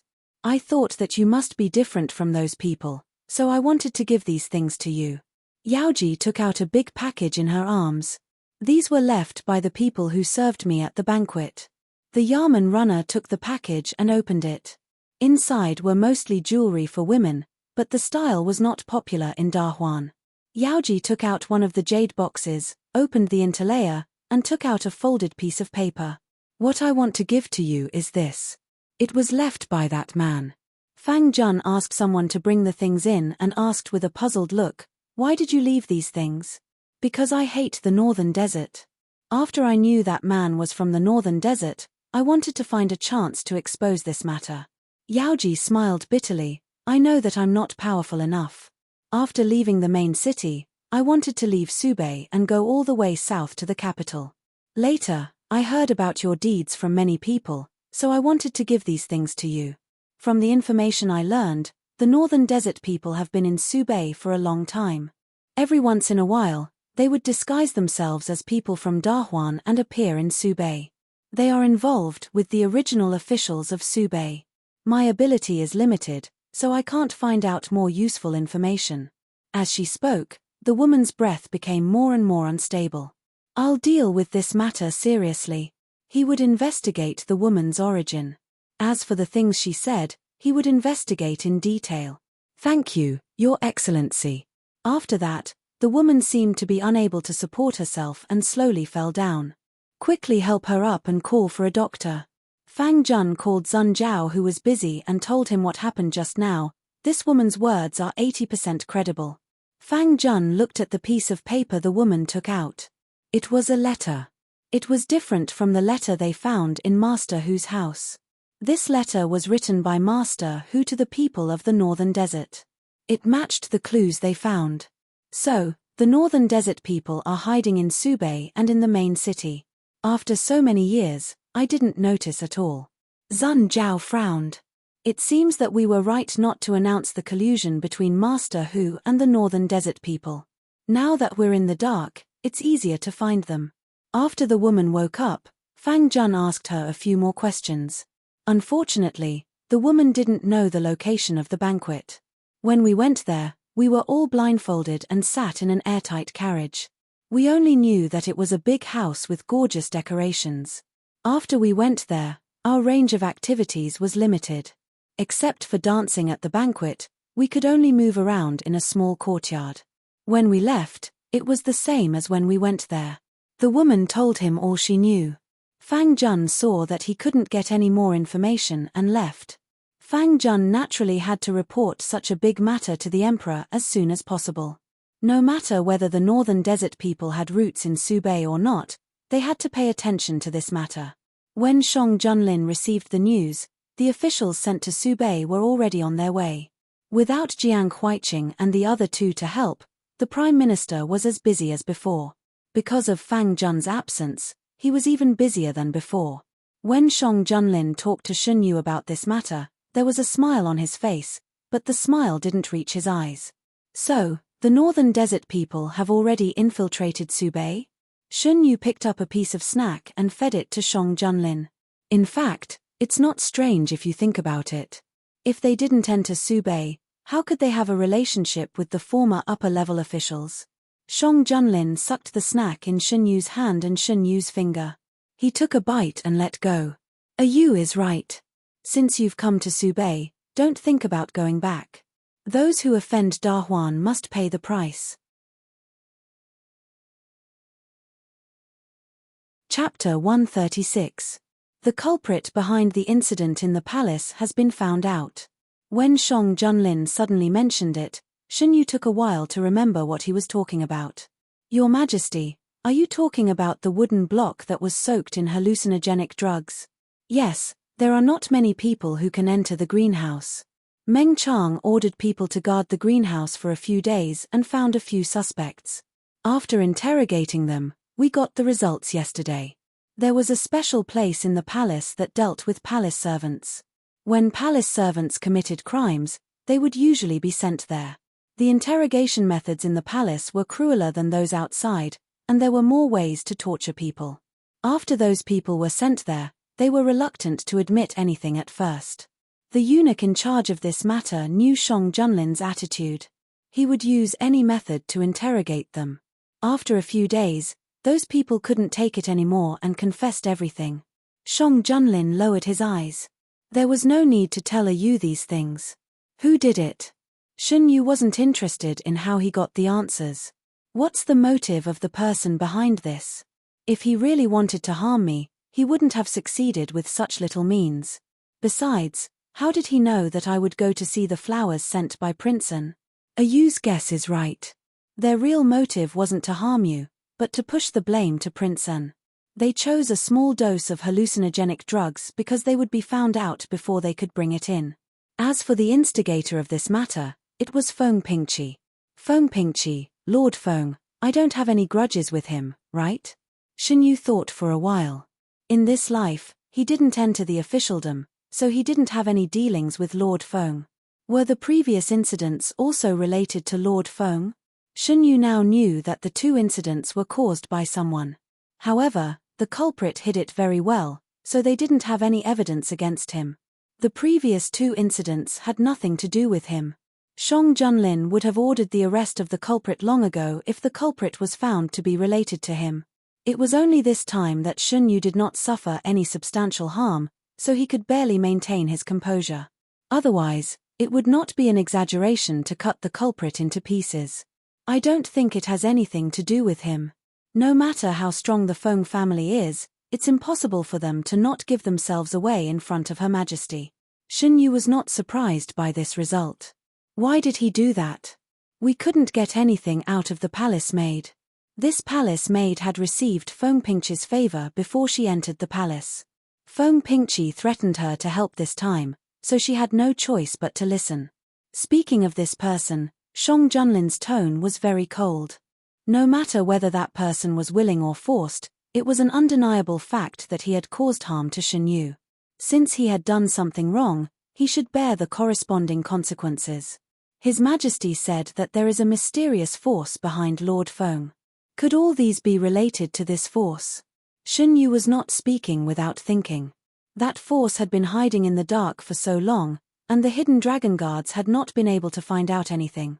They could definitely cut off all the clues after doing something. I have this suspicion too. Let's wait a little longer. There is already progress on the other side. Feng Pingqi will not be free for a few more days. When the time comes, I will definitely give you justice. You must be worried when you're with me. Shun Yu shook his head. Shang Junlin was the target of all the conspiracies and plots. He was just an accessory.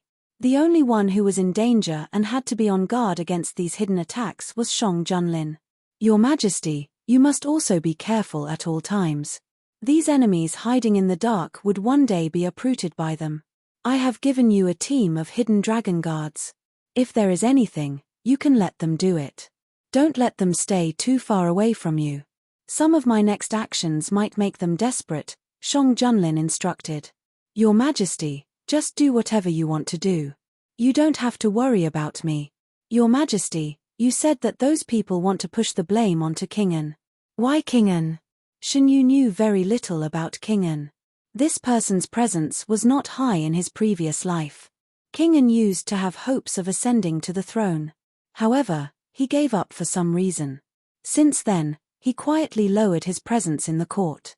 When I led the army into the palace, he even helped me. The two of them discussed for a while but still could not come to a conclusion. They could only put this matter aside for the time being. Subei. Fang Jun received Shang Junlin's reply in the shortest time possible. In order to facilitate the operation, Shang Junlin gave Fang Jun partial access to the hidden dragon guards. Yu Huai also withdrew from the Subei army and began to secretly investigate the northern desert people hiding in Subei. Yaoji rested for a few days and felt better. She volunteered to help. I am one of the participants. I can help you. Yaoji was very nervous when she said this. The prejudice against women was engraved in the bones. She really wanted to help, but she was also afraid that she would be excluded because of her identity. Then you can come with us. We will have to trouble you for the rest of the work. Fang Jun's daughter was an official in the court. He naturally had no prejudice against women. Seeing this, the junior official subconsciously wanted to say that it was not appropriate. Yaoji was not only a woman, but also a dancer. It was inappropriate for her to work with them. Fang Jun glanced at them and knew what they wanted to say. He calmly interrupted them. Yaoji knows more than you and me. It will be more convenient with her help. I know what you are thinking. However, this is a critical period. Finding those people is more important than anything else. Put away what you should not think and work with peace of mind. Ashamed by Fang Jun's words, the junior officials bowed their heads and admitted their mistake. Sir, you are right. It was undeniable that Yaoji was indeed beautiful. When she revealed her true appearance, many people were stunned. Knowing that her appearance would attract a lot of attention and bring unnecessary trouble, she disguised herself for the rest of the time. Yaoji was a very meticulous person. She could get more useful clues by following the clues. With her help, things went smoothly. A few days later, the officials sent by the imperial court to Subei successfully arrived. Fang Jun led people to greet them and was surprised to see his daughter. Fang Jiari was not supposed to come at this time. Shang Junlin planned to let the father and daughter reunite in the capital before sending Fang Jiari to Subei. However, the plan could not keep up with the changes. Subei needed a lot of manpower. Fang Jiari volunteered, so Shang Junlin simply packed the three of them and sent them over. Fang Jun's expression only changed for a moment. Other than Zun Jiao, who was familiar with him because of their work together, no one else noticed the slight change in his expression. After arranging the new officials, Fang Jun returned to his study. Zun Jiao followed him and asked, Sir, your expression was not right just now. Is there a problem with the selection of officials? No, I just saw an unexpected person. The list of officials who would be sent over was first sent to Subei. Fang Jun had a rough idea of who would come. Coincidentally, Fang Jiari's name was not on the list. Sir, are you talking about those particularly young ones? It is said that His Majesty sent them over to increase their seniority. Zun Jiao had no objection to this, as long as the officials sent over could do their jobs well. His Majesty did not tell me in advance. Fang Jun facepalmed. Even if His Majesty had told him in advance, he would not have stopped it, right? In the blink of an eye, Fang Jun received a letter from the imperial court. Shang Junlin explained why Fang Jiari and the other two's names were not on the list. It was because the three of them should not have come at this time. Fang Jun arranged a small banquet to welcome the officials who were going to work in Subei from afar. At the same time, it was also to let them familiarize themselves with the local officials in Subei. Fang Jiari drank some wine and walked out of the hall. Subei was completely different from the capital. Only the bright moon in the night sky was the same as in the capital. Come out. Why are you following me? Fang Jiari suddenly spoke after standing for a while. Sir, are you also here for Miss? Yaoji walked out from behind the pillar, her eyes flickering. As you can see. Fang Jiari opened her arms generously. Sir, you are really amazing. Yaoji's eyes were full of envy. Has the imperial court allowed women to be officials now? You don't know? Fang Jiari was surprised. This matter had caused quite a stir back then. Logically speaking, everyone who should know should have known. Fang Jiari had heard about this woman from her colleagues. She admired such a woman. Since she had nothing else to do, she invited her to sit at the stone table in the courtyard and began to talk. Unconsciously, they talked about the most important matter at hand. In fact, when I came to find Sir Fang, I was prepared for failure. I didn't expect Sir Fang to take what I said seriously and make an exception to let me participate. My life's wish is to catch these northern desert people and find the whereabouts of the other missing women. Whatever you wish in your heart will come true. Fang Jiari pondered. When the relief materials were sent to the northern desert, would some of the missing women be in the northern desert? With the addition of new officials, The pressure on Fang Jun and Zun Jiao was greatly reduced.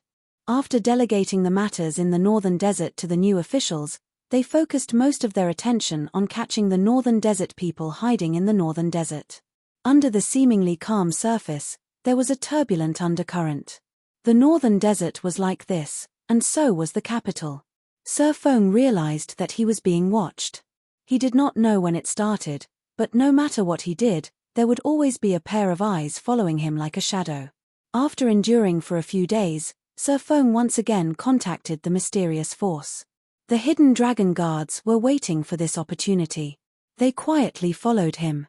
Everything was ready. It was time to close the net. When Shang Junlin received the report from the hidden dragon guards, it was night time. Shang Junlin looked at the young man who was sleeping soundly in his arms and gently sat up. The leader of the hidden dragon guards knelt outside the room. Shang Junlin put on his clothes and walked out. "Master, we have caught the person." Shang Junlin looked behind the screen and said, "Let's talk outside." The heat source beside him disappeared. Shen Yu woke up from his deep sleep and opened his eyes in a daze. He looked around the room but could not find Shang Junlin. There was a faint sound coming from outside the room. It was dark and he could not hear it clearly. For a moment, Shen Yu felt that he was still in a dream. Not long later, Shang Junlin walked in with a cold aura. He realized that the young man was sitting on the bed in a daze. He quickly walked to the bedside and covered the young man with the blanket. "Did I wake you up?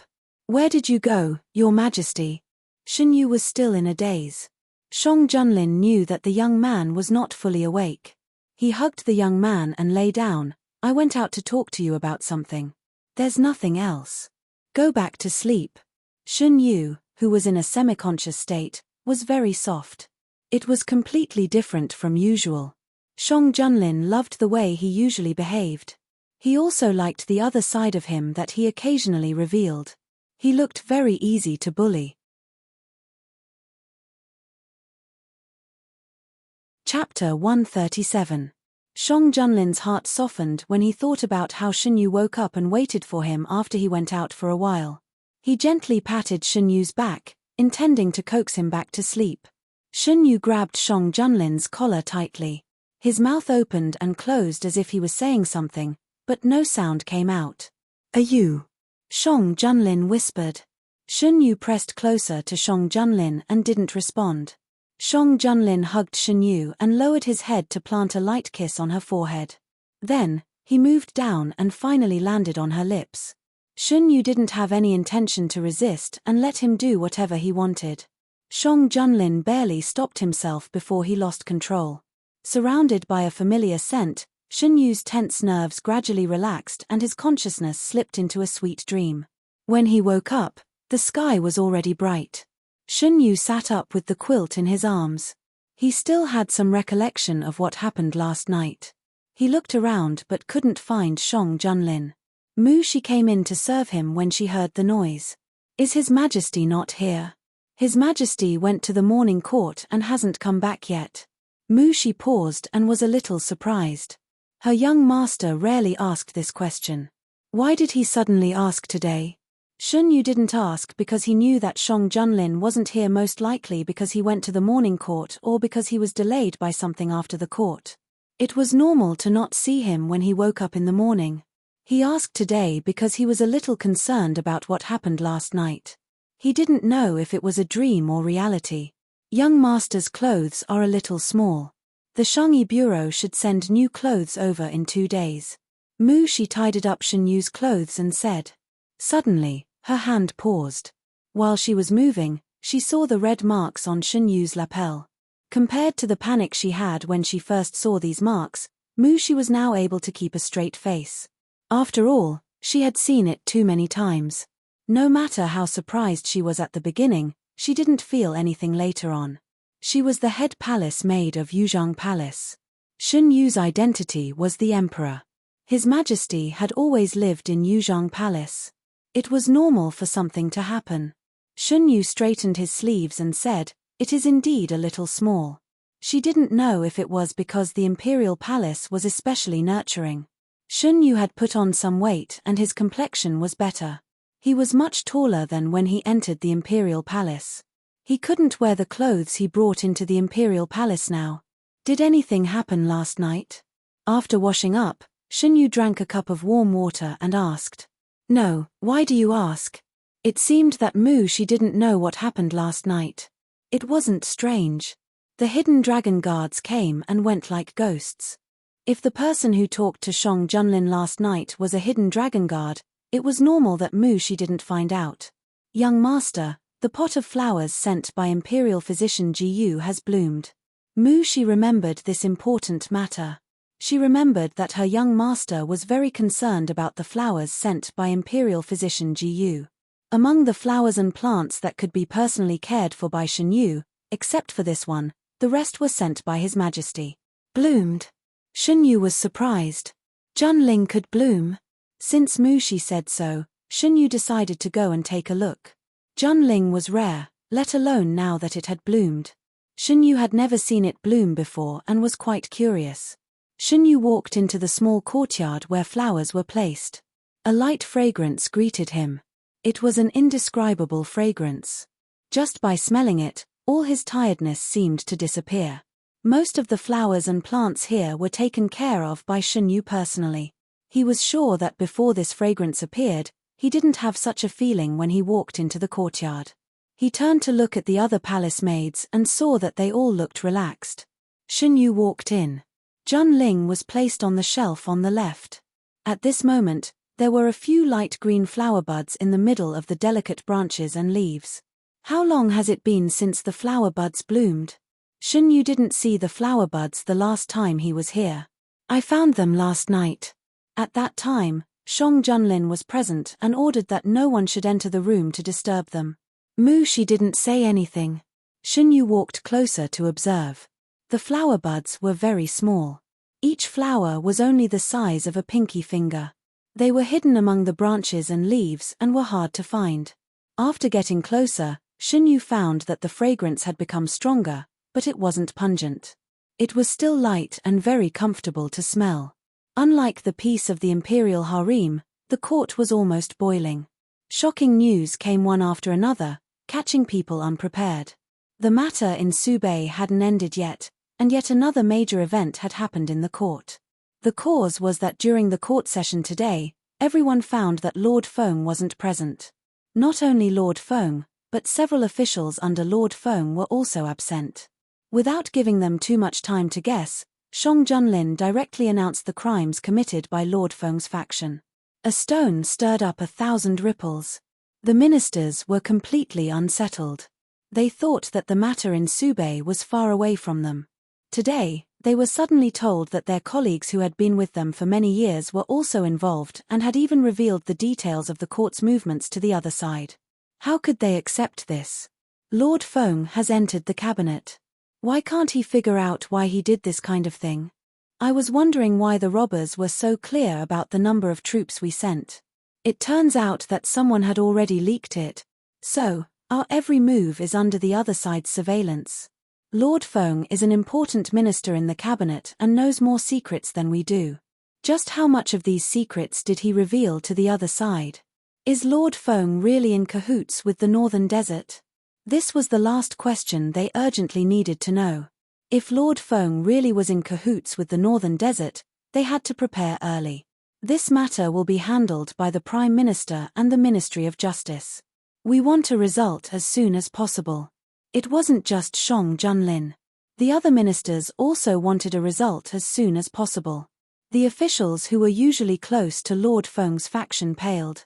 Shang Junlin's move was truly too sudden.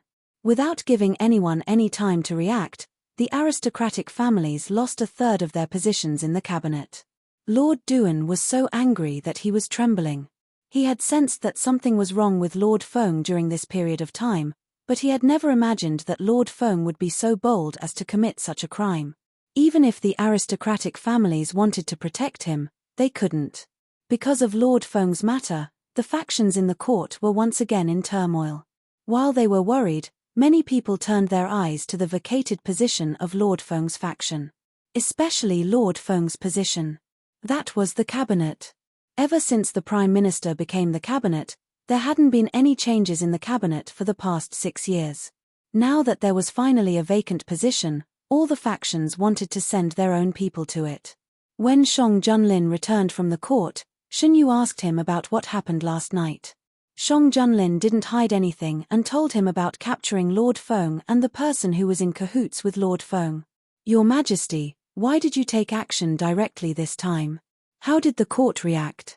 The hidden dragon guards had already found out where the group of people were staying in the capital. They caught all of them last night. There's no need for Feng Pingqi to stay any longer. If it wasn't for the fact that he wanted to capture the person behind the scenes, Shang Junlin would have already dealt with him based on the fact that Lord Feng attacked Shen Yu. These few days, the hidden dragon guards had been paying close attention to Lord Feng's movements. After being pressured by Shang Junlin a few times, Lord Feng finally couldn't take it anymore and found the person behind the scenes. Their actions were very secretive, but no matter how secretive they were, they couldn't escape the eyes of the hidden dragon guards who were already prepared. Through the person who contacted Lord Feng, the hidden dragon guards found out where the group of people were staying in the capital. They didn't act rashly and made use of this opportunity to sneak in. When they were sure that their plan was foolproof, they took action to capture Lord Feng. At the same time, the people who were guarding the Feng residence received the news and captured the entire Feng family. Everything happened in a very short period of time and no one had time to react. When Shang Junlin woke up last night, he heard about this matter from the leader of the hidden dragon guards. After the court, the Prime Minister went straight to the Ministry of Justice. Lord Feng's case involved a lot of people and had to be dealt with as soon as possible. The other ministers didn't slack off either. Lord Feng's downfall was a foregone conclusion. The position that he left behind was highly sought after and all the factions wanted a piece of it. The aristocratic family officials were especially unwilling to give up their positions to others. What is Lord Feng thinking? Why doesn't he want to be a minister in the imperial cabinet? Look at what he has done. He colluded with the people in Subei to steal the relief supplies and opened the door for the northern desert. He even poisoned Shen Guijun. Why did he provoke Shen Guijun for no reason? Everyone knew that Shen Guijun was the emperor's reverse scale. Anyone who touched him would die. There was no turning back for anything that Lord Feng had done. No wonder we didn't receive any reports from Subei that were related to the disaster. It wasn't just the higher-ups in Subei who didn't let us know.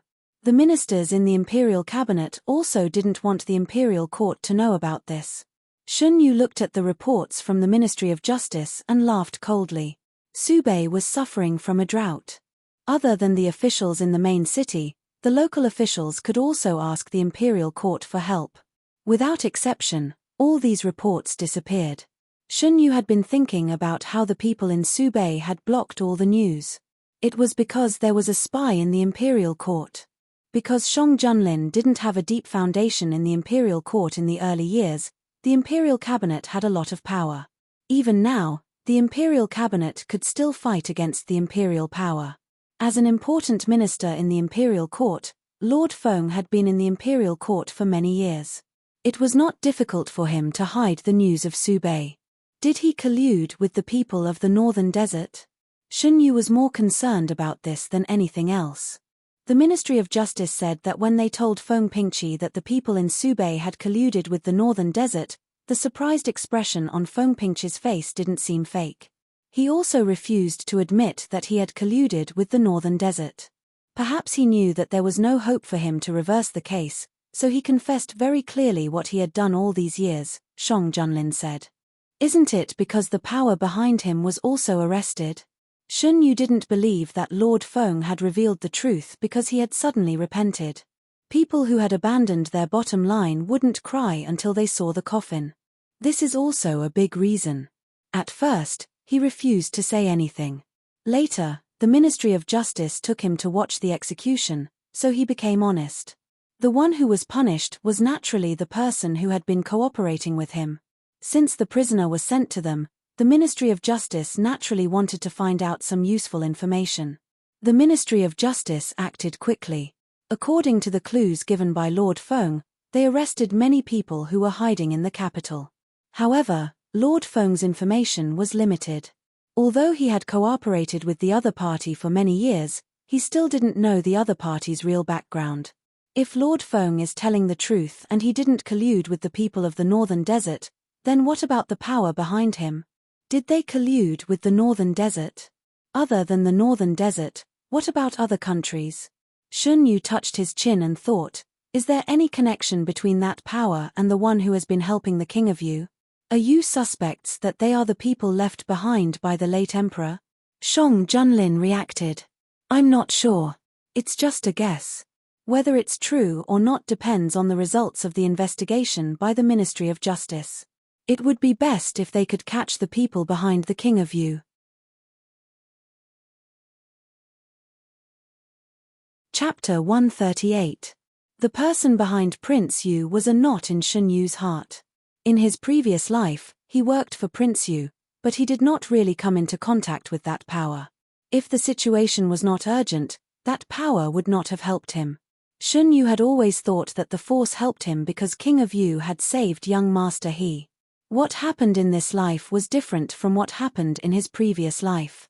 He also knew some secrets that he didn't know in his previous life, so his view of the force changed. He didn't have much of a clue as to whose orders they were following and what their objectives were.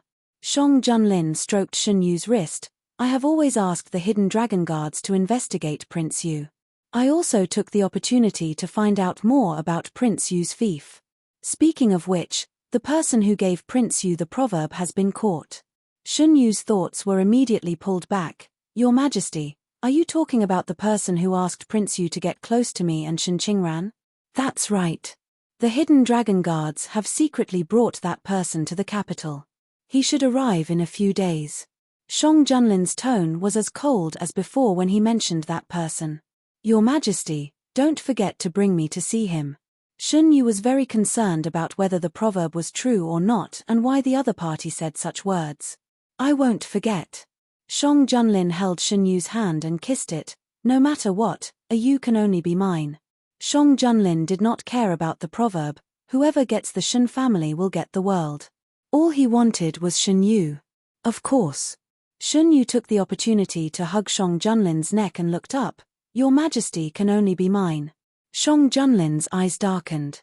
He held the back of Shun Yu's head and pulled him towards himself. Then, he leaned forward and kissed him. He also loved a Yu, who was showing his possessiveness to him. The imperial palace was warm and quiet, but the front court had stirred up quite a few waves. After announcing Lord Feng's crimes, Shang Junlin dismissed all the officials involved and sent them to prison. No matter how much these people participated, it was impossible for them to return to their original positions in this lifetime. This matter involved a lot of people. If an official was dismissed, then an official position would be vacated. With the loss of Lord Feng's bloodline in the imperial court, the originally stable situation was suddenly broken. Everyone wanted a share of the spoils. Official Feng had been in the court for many years and had many officials working under him. Among them, there was no lack of third-rank and second-rank officials. Now that these officials had been stripped of their positions and Shang Junlin had not immediately appointed new officials, both the aristocratic families and the commoners had their eyes on these officials. During the morning court, some officials suggested that Shang Junlin should appoint new officials as soon as possible. Although it would not affect the operation of the imperial court, as long as the imperial court was not stable, it would be easy to cause more trouble. Shang Junlin also knew this. He had some candidates in mind. After gathering a few important officials to discuss, some of the positions welcomed new owners. Among these officials, there were people from aristocratic families and commoners. Once again, the two sides reached a delicate balance. Except for official Feng's original position, it was always empty. This position was originally held by an official from an aristocratic family. Because of this, the aristocratic families had been steadily suppressing the commoners. Now that there was only one official from an aristocratic family left in the imperial court, the aristocratic family's power was greatly weakened. In addition, Shang Junlin had promoted many new people. Most of these people had been sent out after the imperial examinations and had just returned to the capital. With their addition, the original power in the imperial court had been greatly affected. This time, Your Majesty is the biggest winner. Shang Junlin did not hide anything from Shen Yu. When Shen Yu saw that Shang Junlin had completed his plan ahead of time, he could not help but feel happy. Actually, I never thought that Feng Pingqi would do such a thing. Official Feng had done a lot of things. Just one of them was enough to kill all 9 generations of his family. Not to mention that he had done so many things in a row. The Feng family, which had been hovering in the capital for many years, had completely withdrawn from the stage of Da Huan because of him. It was almost impossible for them to rise again. Shang Junlin would not give them this chance. The other aristocratic families would not give them this chance. Official Feng was really reckless this time. The influential people of the aristocratic families in the capital gathered together to discuss what to do next. Not only did he lose himself and the Feng family, but he also implicated us. Now that the imperial court is empty, His Majesty has no intention of letting anyone into the imperial court. In my opinion, we have recommended so many candidates, but His Majesty did not agree. His meaning is already very clear. I'm afraid that His Majesty already has a candidate in mind. As long as Fang Jun does not return, the imperial court will be empty. To be able to get to where they were today, none of the people present were stupid. They had already arranged for people to fill the other positions. Only the imperial court did not agree. If it was not because they were not satisfied with the current ministers, then it was because they already had candidates. All signs showed that the latter was more likely. His Majesty has long wanted to move the imperial court. If it were not for the fact that he did not have a chance, do you think he would let the aristocratic families ride on his head for so long? We all know what kind of character His Majesty is. Previously, regarding the matter of women entering the imperial court as officials, even if official Feng and official Duan did not agree, His Majesty could still use other ways to force you to agree. Then what can we do? Are we just going to watch this position be taken by others? What else can we do? The Feng family is very powerful. Before this incident, many aristocratic families were on good terms with them. Right now, they don't even have enough time to worry about themselves. How can they have the heart to resist His Majesty? As soon as these words came out, the room fell into a short silence. Not to mention others, their own families were on good terms with the Feng family. They were afraid that they would accidentally be implicated. It was enough to protect themselves from being punished.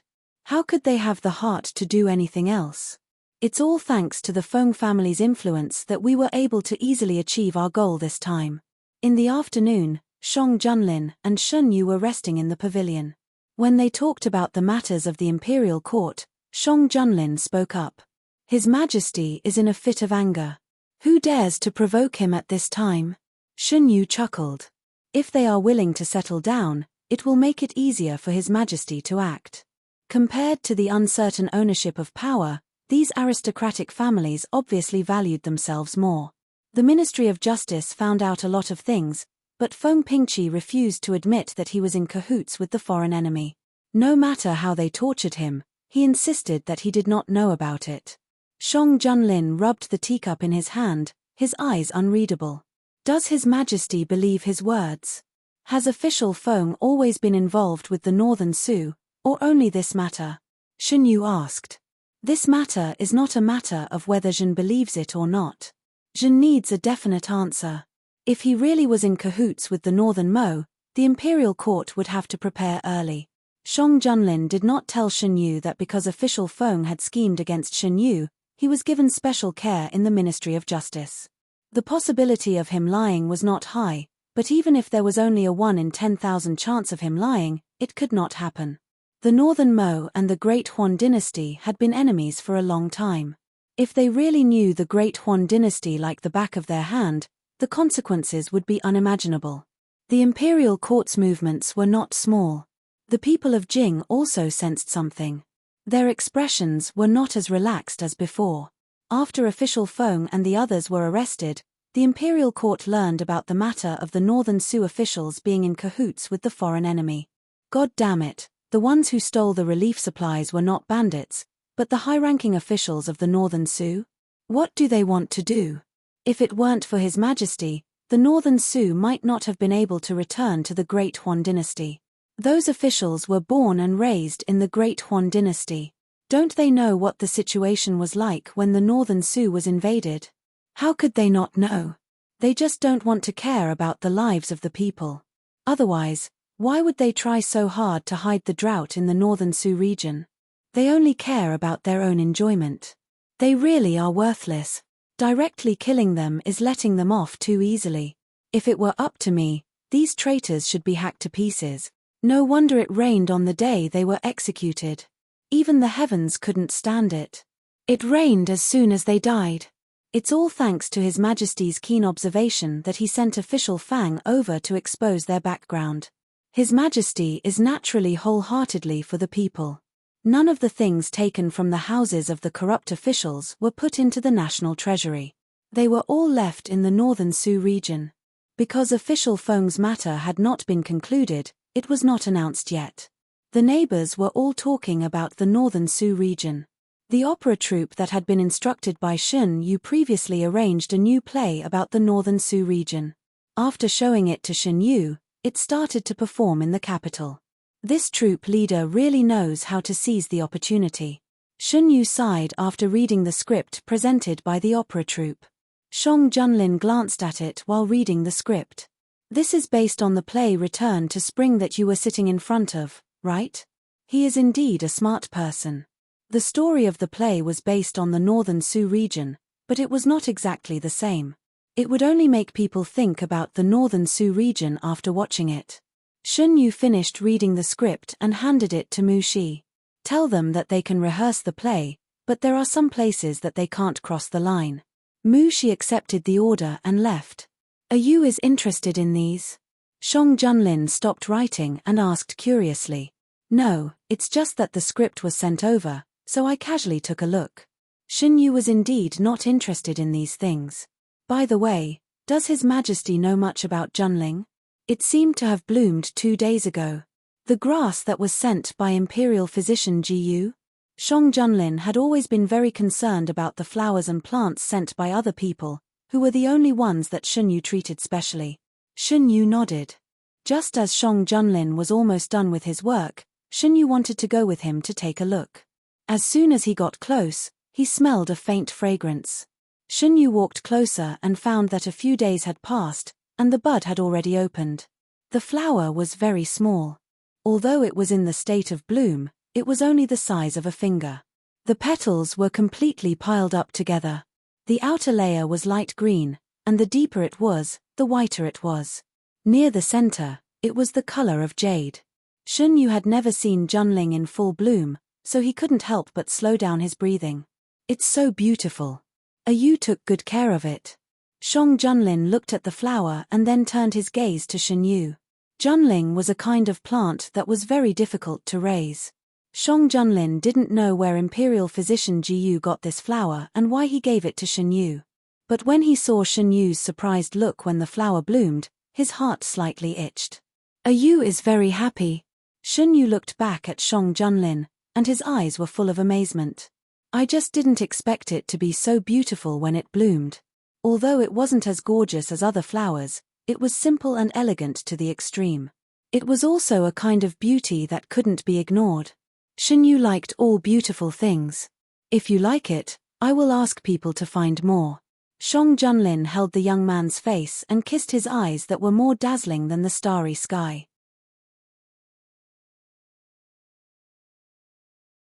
Chapter 139. Shun Yu closed her eyes and felt a warm kiss on her eyelids. The sun shone through the gap and half of it fell on their bodies, as if they were covered with a layer of golden gauze. Shun Yu reached out and grabbed Shang Junlin's collar. She felt the man's breath moving downwards, and finally, their lips touched. Shun Yu's hand, which was tightly holding the collar, fell down weakly. In a trance, her body was lifted into the air. When she came back to her senses, she was already on the bed in the bedroom. What does His Majesty want to do? Shun Yu's finger pressed against Shang Junlin's lips. It's not even the 10th day yet. You? Shang Junlin's dark eyes were like a bottomless abyss, sucking in the people who were looking at them. Light and shadow swayed, and everything was fading away. Imperial Physician Ji Yu came to check Shun Yu's pulse as usual. Before he entered, he was brought to the side hall by eunuch Meng. Gui Jun and His Majesty have something to do. Imperial Physician Ji, please rest here for a while. It was the first time Imperial Physician Ji encountered such a situation. Although he was puzzled, he didn't ask much. After waiting for about half an hour, eunuch Meng came in and brought him to the main hall. Shun Yu was lazily leaning on the soft couch. Her eyes were moist, and her lips were redder than usual. Imperial Physician Ji looked straight ahead and finished checking her pulse. Guijuan's body is fine as usual. Shun Yu supported himself to sit up. Shong Junlin, who was beside him, helped him up. Shun Yu couldn't help but glare at him. He didn't know what happened today. After the kiss, Shong Junlin carried Shun Yu, who was still in a daze, back to the bedroom and bullied her from inside out. Shun Yu didn't expect Shong Junlin's sudden action and was easily taken. If Imperial Physician Ji didn't check his pulse, he didn't know how long he would have been bullied. Imperial Physician Ji, do you still remember the Junling that was sent here before? It has bloomed. It was rare for Junling to bloom. Shun Yu felt that he should inform Imperial Physician Ji, the previous owner. Imperial Physician Ji was stunned for a moment and said the same thing as Shong Junlin, Your Highness has taken good care of it. Why did Imperial Physician Ji also say such words? Shun Yu was curious. One of the reasons why Junling is so rare is that it's not easy to grow. This subject obtained one by accident in the past. I raised it for many years but it didn't bloom. I didn't expect it to bloom in the first year it was sent to Your Highness. Imperial Physician Ji smiled. Giving it to Your Highness was the right decision. Is there anything special about it when it blooms? Shun Yu only knew that Junling was rare and had great benefits for the human body. It's all rumors. It's said that Junling can only bloom under the care of a fated person. This subject doesn't think so. Flowers and plants are the same. If they want to bloom, they must meet the conditions. Maybe Your Highness has met the conditions for it to bloom. Shun Yu was more inclined to Imperial Physician Gu's second theory. It was like some flowers bloomed once a year and some bloomed once every 3 years. It was impossible for it to bloom before the flowering period. No longer dwelling on the matter of Junling, Shun Yu changed the topic and asked about another matter. Has Imperial Physician Ji received any news about my younger brother? Shun Yu still remembered Imperial Physician Gu's worried expression for Ji Huai. At that time, Ji Huai's task was at a critical stage and he couldn't have any contact with the outside world. After the matter was resolved, he didn't know if he thought of a way to send a message to Imperial Physician Ji. Thank you for your concern. This subject received a letter from my younger brother 2 days ago. He went out to handle some matters and will be back soon. Ji Huai had been with him since he was young. When he left for a few days, Imperial Physician Ji was not used to it. After a long time, he got better. After a few more words with Imperial Physician Ji, Shong Junlin's gaze became more and more unfriendly. Shun Yu had no choice but to let Imperial Physician Ji go. Why did Your Majesty scare Imperial Physician Ji just now? Shun Yu turned his head and looked at Shong Junlin with dissatisfaction. Why did you keep talking to him? Shong Junlin was even more dissatisfied. He had just eaten a mouthful to satisfy his craving and was interrupted. How could he be nice to him? Your Majesty is really unreasonable. You broke the agreement and blame others. Shun Yu raised his eyebrows and reached out to cover Shong Junlin's eyes. We agreed to meet once every 10 days. Your Majesty, you said it yourself. How many days is it today? Shong Junlin pulled down Shun Yu's hand and bit it lightly. Yu also likes it very much.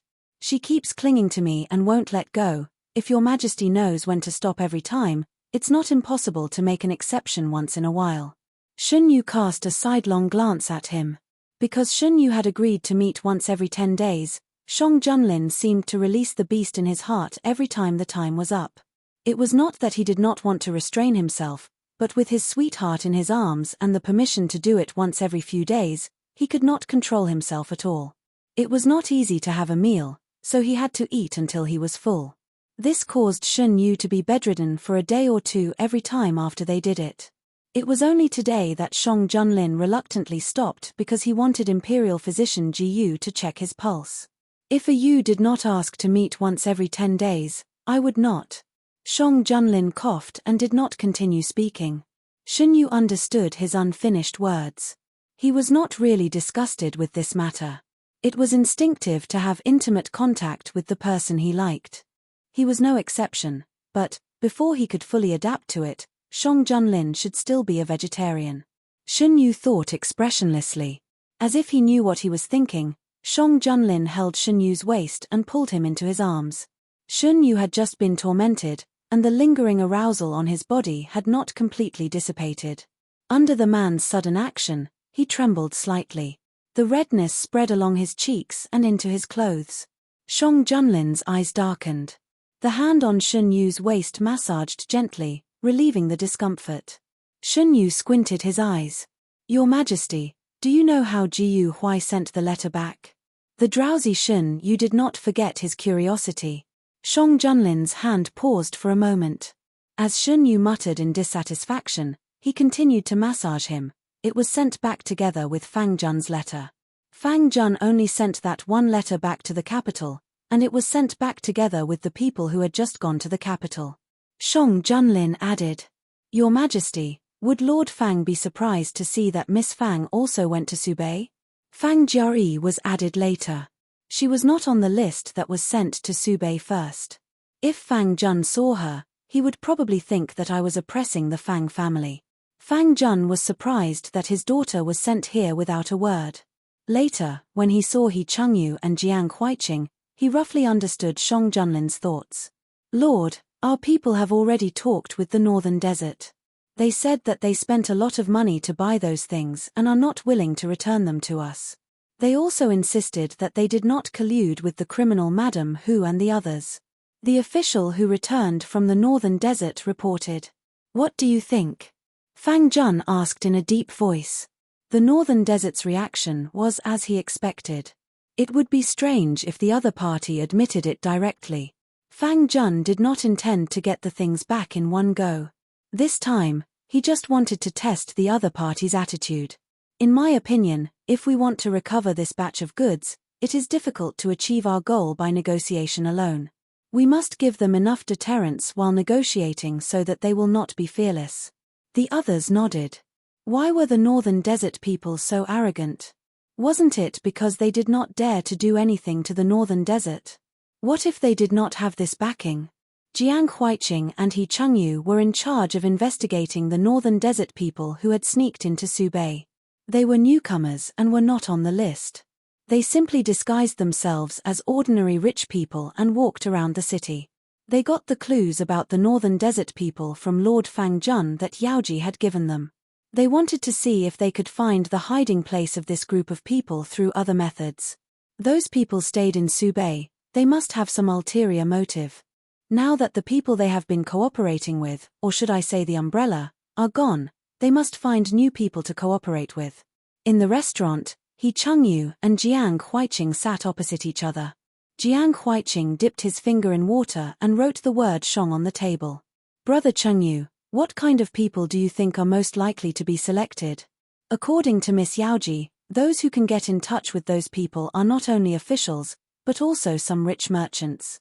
Now that the officials in Subei have changed, the stable relationship between the three parties has lost a corner. There is bound to be some friction. This is our chance. They looked at each other and saw the tacit understanding in each other's eyes. The next day, the business circle in Subei received the news that a generous merchant had come to Subei. It was said that he wanted to come out of Subei to buy some exotic treasures. This was not surprising. Over the years that Dahuan and the Northern Desert had maintained a peaceful relationship, there had always been merchants entering the Northern Desert through Subei. Not long ago, there was a merchant surnamed Yang who came out of Subei. It was said that the goods brought by the merchant surnamed Yang were very popular in the Northern Desert, especially among the Northern Desert women. With his rich family background, He Chengyu successfully entered the business circle in Subei. Their appointment had not been announced yet, so they acted independently of the government. The only one who knew their movements was Lord Fang. Fang Jiari stayed by Lord Fang's side to help. The failure of the first negotiation had left a psychological shadow in many people's hearts. Compared to the northern desert, they had more concerns. After all, no one knew how long the northern desert people had been lurking in Subei and how deep their understanding of Subei was. Before they figured this out, they wouldn't be able to do anything. When it came to the candidates for the next negotiation with the northern desert, Fang Jiari stepped forward. I am willing to give it a try. Well, you are a woman after all. Won't it be inconvenient? What's the difference between a man and a woman in the face of righteousness? Since I dared to speak, I must be confident. Instead of choosing someone who is unwilling to fail again, why don't you let me try? In terms of eloquence, few could compete with Fang Jiari. After a few words, all the officials were speechless. In the end, they had to admit that Fang Jiari was more suitable for the negotiation than anyone else. Miss Fang made the right choice this time. When Shen Yu heard the news from Shang Junlin, he couldn't help but laugh. The scene of this girl insulting the Prince of Yu was still vivid in his mind. Shen Yu had never seen the Prince of Yu being insulted like this. Your Majesty, Your Highness, the clothing bureau has sent the clothes. Eunuch Meng walked in with his head lowered. Let them in. As soon as Shang Junlin's voice fell, several palace servants came in with the clothes in their hands. Because of Shang Junlin's attention, these clothes were all made of the best materials, styles, and colors according to Shen Yu's preferences. You, take a look and see if you like it. Shang Junlin walked over with Shen Yu and looked at the clothes one by one. His eyes stopped on a red dress for a long time. Shen Yu touched the clothes. Under the contrast of the fiery red clothes, her skin looked even fairer. Your Majesty seems to like this dress very much. Can I wear it for you tonight?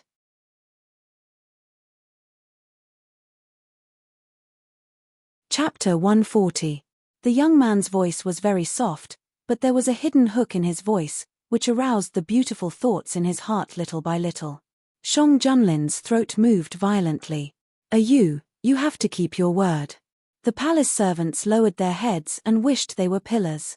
Shen Yu let go of the red dress and turned to look at the other clothes. The rest of the clothes were light in color, which was in line with Shen Yu's usual dressing style. In addition to the clothes in the hands of the palace servants, there were some that were not yet completed. Shen Yu was the only one in the harem, and Shang Junlin had ordered that all the good clothes should be given to Shen Yu first. Why would Your Majesty want them to make a red dress? Shen Yu usually didn't wear this color, and it was not suitable for him to wear red in the palace due to his noble status. The red dress you wore last time was very beautiful. On the night of their first time, Shen Yu also wore red and bloomed slowly in front of him. Shen Yu that night was so beautiful that he couldn't take his eyes off him. Shen Yu did what he said. That night, he changed into the red dress and appeared in front of Shang Junlin. Shen Yu's body had grown a little, and his facial features were more beautiful. Under the contrast of the red dress, he showed a kind of burning beauty. Your Majesty, do I look good? Shen Yu approached slowly. From the moment Shen Yu came out in the red dress, Shang Junlin's eyes never moved away from him. His eyes were burning. If the eyes could turn into something tangible, Shen Yu felt that he would be ignited. Very beautiful. Shang Junlin's voice was low and hoarse, with a strong sense of desire. Unlike last time, Shen Yu was dressed neatly today. His long hair was tied behind his head with a hairband of the same color. The red dress wrapped him tightly, not revealing anything, but it was more attractive. Shen Yu walked towards Shang Junlin. Before she could get close, she was pulled into Shang Junlin's arms. No matter what Yu wears, no one can compare to her in my heart. Feeling the change in the man's body, Shen Yu's eyes flashed with a trace of ridicule. Your Majesty, no matter how nice your words are, we can only watch tonight. Shang Junlin grabbed his wrist and reached into his wide sleeve. 10 days have passed. Shen Yu pressed the man's hand in his sleeve and glanced at him. Your Majesty, have you forgotten what happened during the day? It was less than 10 days ago. You? Shang Junlin sucked on her earlobe and ground it with his teeth. The numbness spread from her earlobes, and her Shen Yu trembled. The hand on the man's shoulder unconsciously tightened. A few more wrinkles appeared on the flat black dragon robe. Shen Yu was imprisoned in Shang Junlin's arms and could not escape.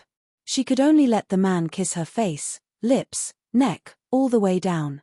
The red petals unfolded, revealing the white snow inside. Soon, red plum blossoms bloomed on the snow. Shunyu raised her head high, and her neck drew a beautiful arc. The red string slid down, and her long black hair spread out on the bed. A few strands fell in front of her chest and mixed with the man's hair, making it impossible to tell them apart. Half of her red dress fell on the bed, and the other half fell on the ground. The candlelight was bright, and she could vaguely see a figure moving. Occasionally, she could hear a few suppressed groans. The red candle was lit all night. When Shunyu woke up the next day, his whole body was in pain. He sat up and didn't know where he pulled. He couldn't help but take a deep breath. Shang Junlin lifted the bed curtain and saw Shunyu sitting up slowly. He quickly reached out to help him. "Why don't you sleep a little longer? What time is it?" Shunyu slowly sat up with Shang Junlin's help. "It's not noon yet." Compared to the previous times, Shunyu woke up early this time. Shang Junlin brought the honey water and fed it to Shunyu. Shunyu felt even more uncomfortable and ordered Shang Junlin, "Your Majesty, come here and lean on me." Shang Junlin sat on the bed and took Shunyu into his arms. He put his hand on Shunyu's waist and massaged it. "Are you still uncomfortable? What do you think, Your Majesty?" Shunyu asked angrily. Last night, he asked Shang Junlin to stop several times. He scolded and cried, but Shang Junlin didn't stop. Instead, he used more force. As long as Shunyu made a sound, Shang Junlin would become more agitated. Shunyu had no choice but to try not to make a sound. Where do you feel uncomfortable? I'll give you a massage." Shunyu lay on Shang Junlin's body and let him massage him. It had to be said that Shang Junlin was very talented in this aspect. After the massage, Shunyu's body was obviously less sore. After the discomfort in his body was relieved, Shunyu got up from the bed. When he was awake, he didn't like to lie on the bed. Other than on the bed, Shang Junlin would usually do whatever Shunyu wanted to do. Shunyu changed his clothes. He was still wearing light blue today. Shang Junlin took the red clothes. He asked Mushi, but Mushi said she didn't see it. Thinking of the marks left on the red clothes, Shunyu felt that it was good that Mushi didn't know. It would be best if Shang Junlin threw the red clothes away. He didn't want to wear red clothes in the short term. News from Subei kept coming back. Shunyu also knew that Jiang Huiqing and He Chengyu were disguised as businessmen and were looking for a breakthrough in another way. Coincidentally, Yang Zheng also sent back news. He had been doing business for many years and had his own connections. Although the relationship between Dahuan and the Northern Desert was tense, he didn't receive much trouble when he arrived in the Northern Desert because he had prepared well in advance. On the contrary, the goods he brought were very popular. The people of the Northern Desert had different habits from the people of Dahuan. They were nomads who lived on the grassland all year round. Their clothing and living habits were very different from those of Dahuan. However, this didn't prevent the women of the Northern Desert from liking the clothes of Dahuan. The goods Yang Zheng brought were popular with the women of all families in the capital, not to mention the Northern Desert, which had always been inferior to Dahuan in this aspect. Because most of the goods he sold were women's products, which were useless in the eyes of many men of the Northern Desert. Therefore, they didn't guard against him. Yang Zheng also gradually got in touch with noble ladies from the Northern Desert from the beginning. He even got in touch with the women of the royal family under the recommendation of these noble ladies. He got closer to these people while quietly investigating the movements of the Northern Desert. "Is Boss Yang going back to Dahuan?" At night, Yang Zheng was invited by a noble lady to a banquet hosted by the nobles of the Northern Desert. Yang Zheng took a sip of wine and said helplessly, "As you can see, my goods are almost sold out. I have to go back to restock. The things in Dahuan are so beautiful. It would be great if I could go and see them." The woman who spoke was wearing an exquisite hairpin. Her lips were also very beautiful. She wore the lipstick she bought from Yang Zheng. "I want to too. Before I met Boss Yang, I never knew that lipstick could come in so many colors. There are even lipsticks that are specially used for cleansing and washing my hands. Now I smell good every day. I like the smell. Do the women of Dahuan have these things when they are born?" "That's not the case," Yang Zheng smiled, These are all new products from the capital and have only been popular in Dahuan for a few days. I was lucky to be able to get the goods to sell in the northern desert. Other than in the hands of that person, these goods can't be imported anywhere else. This is also why I have to make a trip back. So you're saying that not everyone in the Great Huan Kingdom can use these items? The noble ladies looked at each other, their voices full of excitement. Of course. I can guarantee that except for me, you can't buy these anywhere else. Will Boss Yang bring different goods the next time he comes? I heard that the women of Dahuan like to decorate their nails beautifully. Can Boss Yang also bring some nail decorations next time? The other women followed and mentioned many things they wanted. Yang Zheng agreed to them one by one. He pretended to ask casually, "Many of the goods you mentioned are commonly used in Dahuan. Hasn't anyone come to sell them before?" "Yes, they have. Those people are not like Boss Yang. They only care about us. We can't use the things they bring." Yang Zheng's eyes flickered. What do they usually sell? Salt, ironware, tea. The noble ladies had dealt with him for a long time and didn't think much of it. These things are indeed different from what I sell. Boss Yang, don't be like them. Remember to bring more things that are suitable for us next time. At the end of the banquet, many people were drunk. Yang Zheng also took the opportunity to ask for a lot of useful information. Yang Zheng's trip to the northern desert could be said to be fruitful. The goods he brought were far more popular than he expected. The return date was also earlier than planned. Yang Zheng brought the caravan back to Dahuan. Because he had a good relationship with many noble ladies, he didn't encounter any difficulties along the way. In the northern desert, the status of women was infinitely close to that of men. The power in their hands was no less than that of men. No one would dare to provoke Yang Zheng and his caravan under their protection. When he left, the caravan mostly brought women's products. When he returned, he brought back all kinds of goods that he had bought in the northern desert. The goods in Dahuan were very popular in the northern desert. Similarly, some goods from the northern desert were also very popular in Dahuan. After leaving the northern desert and arriving at the border of Subei, Yang Zheng used the method that Shunyu had given him to contact the hidden dragon guards who were hiding in Subei. He told them all the information that he had gathered in Subei. In order to avoid suspicion, he didn't dare to ask too much. However, because of his dealings with the noble ladies, he had a rough understanding of the internal situation of the northern desert. He didn't hide anything and told them everything. After that, he didn't stay in Subei for long. He continued to bring the caravan south. The news from the hidden dragon guards reached the capital earlier than Yang Zheng and his caravan. Ironware, salt. Shang Junlin exerted force with his fingers, causing creases to appear on the secret letter. These are all prohibited from being sold to other countries. Looking at the news from the hidden dragon guards, they have made more than 1 or 2 transactions. These people might be related to the people from the northern desert who stayed in Subei.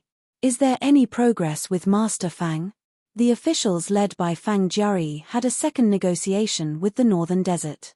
This time, the result was very smooth. They are willing to send the goods back. However, they haven't found anything that can be used against the people hiding in Subei. Subei had just experienced a disaster. On one hand, to stabilize the people's hearts, and on the other hand, to not alert the enemy, this matter wasn't made public. Only those who were involved in it knew the inside story. Speaking of which, Fang Jiari contributed a lot to the success of this negotiation. According to the news from Subei, at the beginning, the people from the northern desert saw that the negotiator was a woman and laughed at her. In the end, Fang Jiari shut them up with just a few words. Later on, she was even more skillful and forced the other party to retreat. Shang Junlin stroked Shen Yu's hair. Thanks to a Yu's suggestion, Dahuan has gained another powerful member.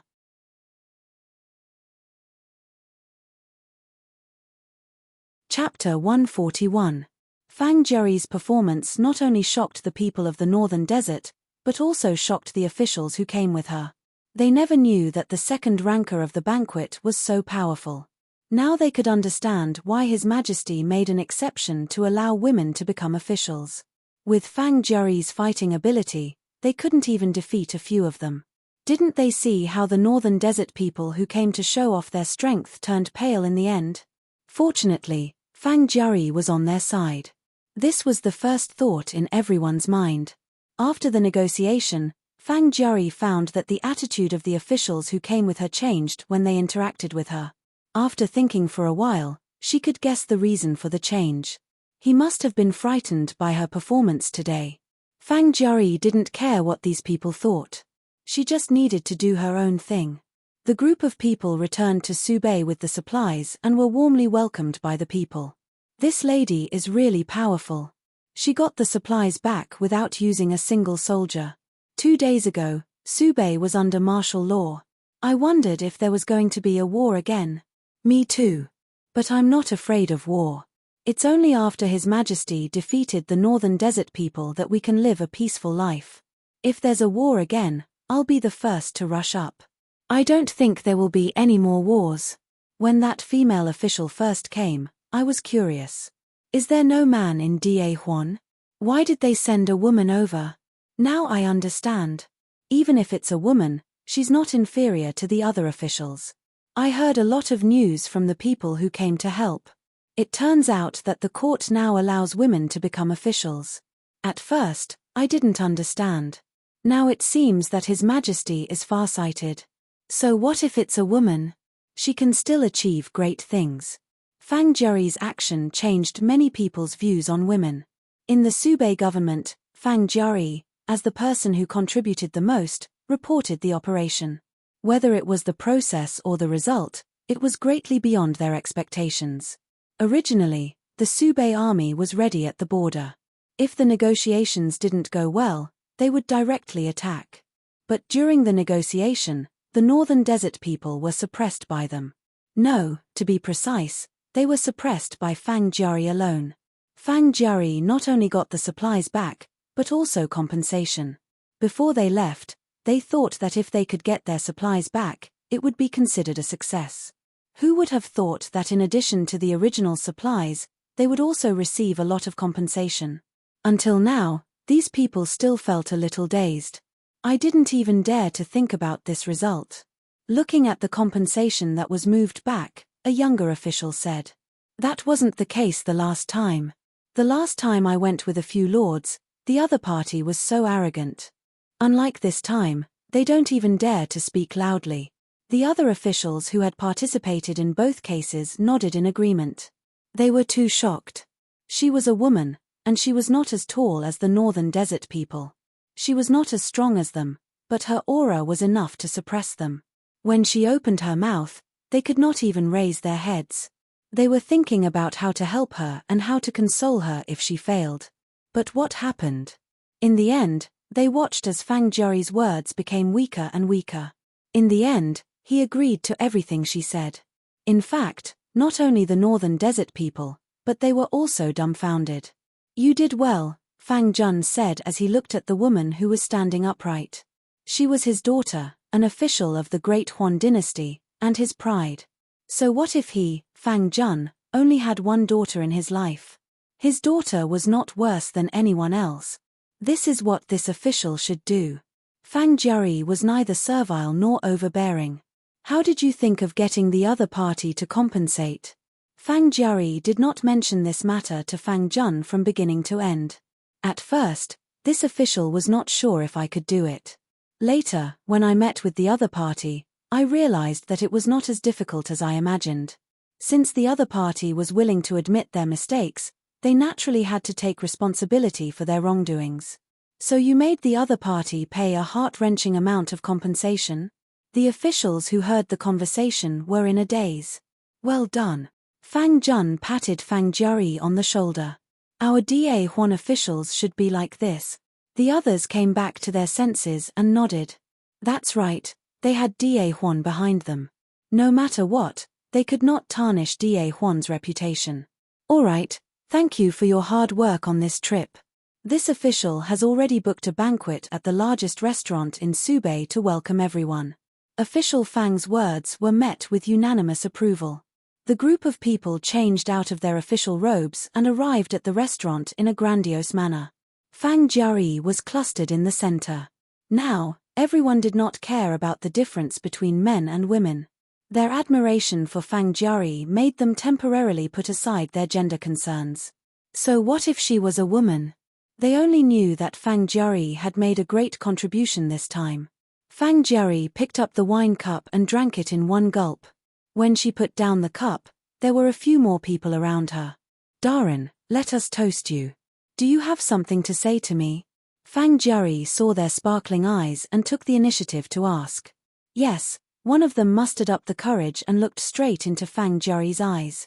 We want to tell Darren that we admire Darren very much. Yes, yes. The others nodded vigorously. Fang Jiari nodded. Also, we were not able to see the negotiation this time. Could Darren tell us what happened at that time? This time, not only them, but the people in the other seats also pricked up their ears. Even the people who went with them looked over curiously. Fang Jiari looked at them one by one, and finally looked at Fang Jun. Fang Jun nodded at her. Fang Jiari stood up. At that time, it was like this. The hall quieted down, and only Fang Jiari's voice echoed. Following her description, they seemed to have returned to the scene of the negotiation once again. They saw the aggressive Northern Desert people at the beginning. They saw the Northern Desert people's momentum gradually weaken under Fang Jiari's words. They saw Fang Jiari arguing with the group of scholars. When they reappeared, they realized that the negotiation was far from as easy as they had imagined. The Northern Desert people were aggressive, and there were countless hidden traps behind every word. If they were not careful, they would fall into the trap and be doomed eternally. But Fang Jiari was calm from the beginning to the end. She used offense as defense and was not afraid of any trap. She forced the Northern Desert people to retreat and defend themselves. Because of this, Fang Jiari took the initiative little by little. They could not help but ask themselves, if they were present at that time, would they be able to do what Fang Jiari did? No. This victory belonged to Fang Jiari. No one could replace her. Miss Fang is very talented in this area. After listening to the entire process of the negotiation, Shen Yu sighed. Your Majesty can't let her talent be buried. You, what do you think about letting her enter Honglu Temple? Honglu Temple was an organization in Dahuan that was responsible for foreign affairs. The officials there had relatively little involvement with the imperial court and were mainly responsible for connecting with other countries. Does Your Majesty still want her to stay in Subei? Staying in Subei was to accumulate experience. If she went to Honglu Temple, it would not make much difference whether she stayed in Subei or not. Let's wait for the matter in Subei to end first. If we really catch the Northern Desert people hiding in Subei, it will be good for Fang Jiari to stay there.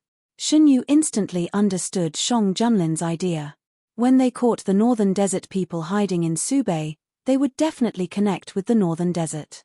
No matter what, the Northern Desert had to give Dahuan an explanation. If Fang Jiari stayed there, based on the success of this negotiation, she would definitely be arranged to deal with this matter when the time came. Your Majesty is very thoughtful. With this premise, if she enters Honglu Temple again, those officials will have nothing to say. They wanted to stop her, but she had really made a great contribution. Even if they did not want to admit it, they could only pinch their noses and accept it. Shang Junlin was reviewing the memorials. Shen Yu was sitting beside him, bored. He casually flipped open one of the memorials that hadn't been reviewed and made a sound of surprise. What's wrong? Shang Junlin looked up. Your Majesty said before that you want to set up an examination different from the imperial examination to select people who can enter the Ministry of Works. How is it going?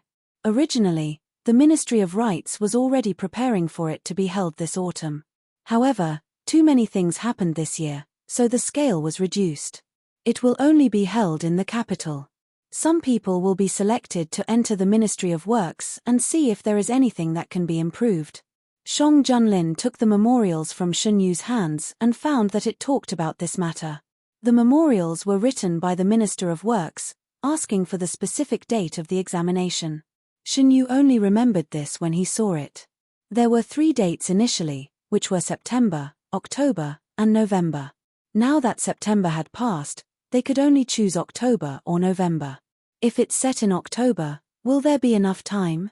If the scale is smaller, there's still time. This matter has already been leaked to the public. The necessary preparations should be almost done. Since ancient times, no dynasty had done such a thing. The imperial examination was to select talents to enter the imperial court as officials. However, this examination was different. It was equivalent to giving an officially recognized title. It didn't have any real power. Other than entering the Ministry of Works or a new department that had little to do with the imperial court in the future, it had no other use. Because of this, the focus of this examination wasn't on education, but a certain skill. As long as you had a skill, you could participate in the examination. After passing the examination, you could choose whether to enter the Ministry of Works or not. Then let's do it earlier. I think the Minister of Works is almost asking Your Majesty to send more people to him. Shun Yu had seen the Minister of Works pass the memorials several times and felt that the Ministry of Works didn't have enough people. Now that the Ministry of Works had money and technology, the Minister of Works had finally found an opportunity. He wouldn't give up until he made some achievements. Okay, then let's set the date at the end of October. Shang Junlin wrote a comment on the memorials. Shun Yu flipped through a few more memorials. After a few glances, he put them back uninterestedly. He picked up the unfinished storybooks and continued reading. Halfway through, Shun Yu thought of something and poked Shang Junlin's arm. The man raised his head and looked at him in confusion. Your Majesty, do you still remember the storybooks we read the first time we left the palace? Why haven't I seen anything similar after that? Shun Yu supported his chin with one hand. His eyes were full of confusion. The storybooks he read were all popular in the capital. It didn't make sense that there wasn't a single one. Are you talking about the one that was written based on us? Shun Yu nodded. Are you wants to read it? Shang Junlin had a subtle expression on his face. Your Majesty, don't you think it's quite interesting? The literary talent is also not bad. Maybe we can learn something useful from it. Shun Yu's voice became lower and lower. This was because he saw Shang Junlin take out a few books from a hidden compartment and put them in front of him one by one. I didn't know that you would be interested in this.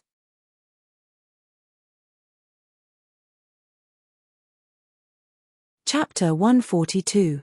So, it's not that they don't exist, but that they have all been hidden by Your Majesty. Shun Yu flipped open one of the books. He had an impression of this book. It was the one he saw outside the palace. Shun Yu had thought that these books were thrown away by Shang Junlin or left in the house outside the palace. He did not expect them to be so close to him. He was speechless for a moment. I thought you wouldn't want to see them. Shang Junlin stopped looking at the booklets and picked up one of the books. Why would Your Majesty think so?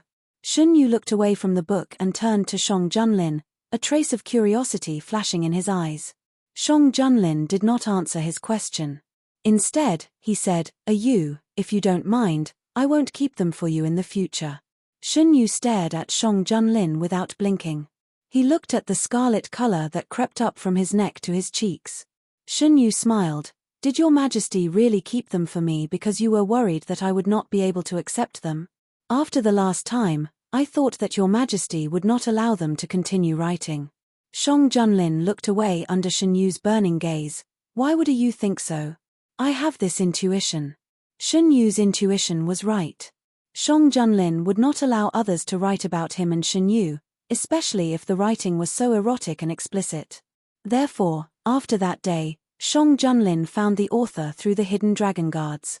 After a friendly conversation, Shang Junlin did not take back the author's right to write the books. Instead, he restricted the content.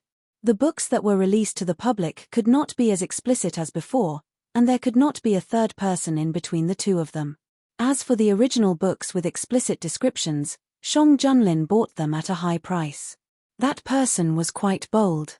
Seeing that he had not angered the nobleman, he wrote another book, but he did not distribute it to the public. Instead, he gave it to Shang Junlin. Shang Junlin accepted it silently.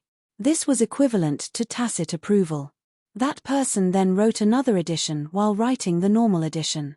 Without exception, these books were all kept by Shang Junlin. Shun Yu continued to flip through these books. The content was the same as before. He felt a little strange. According to Shang Junlin's temperament, he shouldn't have allowed this kind of book to be widely circulated. Xunyu didn't know, but in a sense, he was right. Shang Junlin wouldn't allow such a book to spread. A Yu's intuition is wrong, Shang Junlin retorted without changing his expression. How can I be such a narrow-minded person? Xunyu looked at the book and then glanced at Shang Junlin. He didn't say whether he believed it or not. He didn't intend to argue with Shang Junlin on this matter. With the new novel, Xunyu didn't bother Shang Junlin anymore. He was quite interested in the follow-up of the novel. Although the novel was based on him and Shang Junlin, the content was different. The person who wrote the novel was very skillful. The two protagonists were described very vividly. No wonder it was so popular. Xunyu half leaned on the soft couch and slightly lowered his head. A few strands of hair fell from his cheeks and disappeared into his light-colored clothes. His white and slender fingers pressed on the pages of the book. He was more beautiful than any jade Shang Junlin had ever seen. Putting down the booklet in his hand, Shang Junlin walked over and held Xunyu's hand. Xunyu was interrupted. He raised his head in confusion. Your Majesty. Shang Junlin lifted Xunyu's chin and leaned over to kiss him.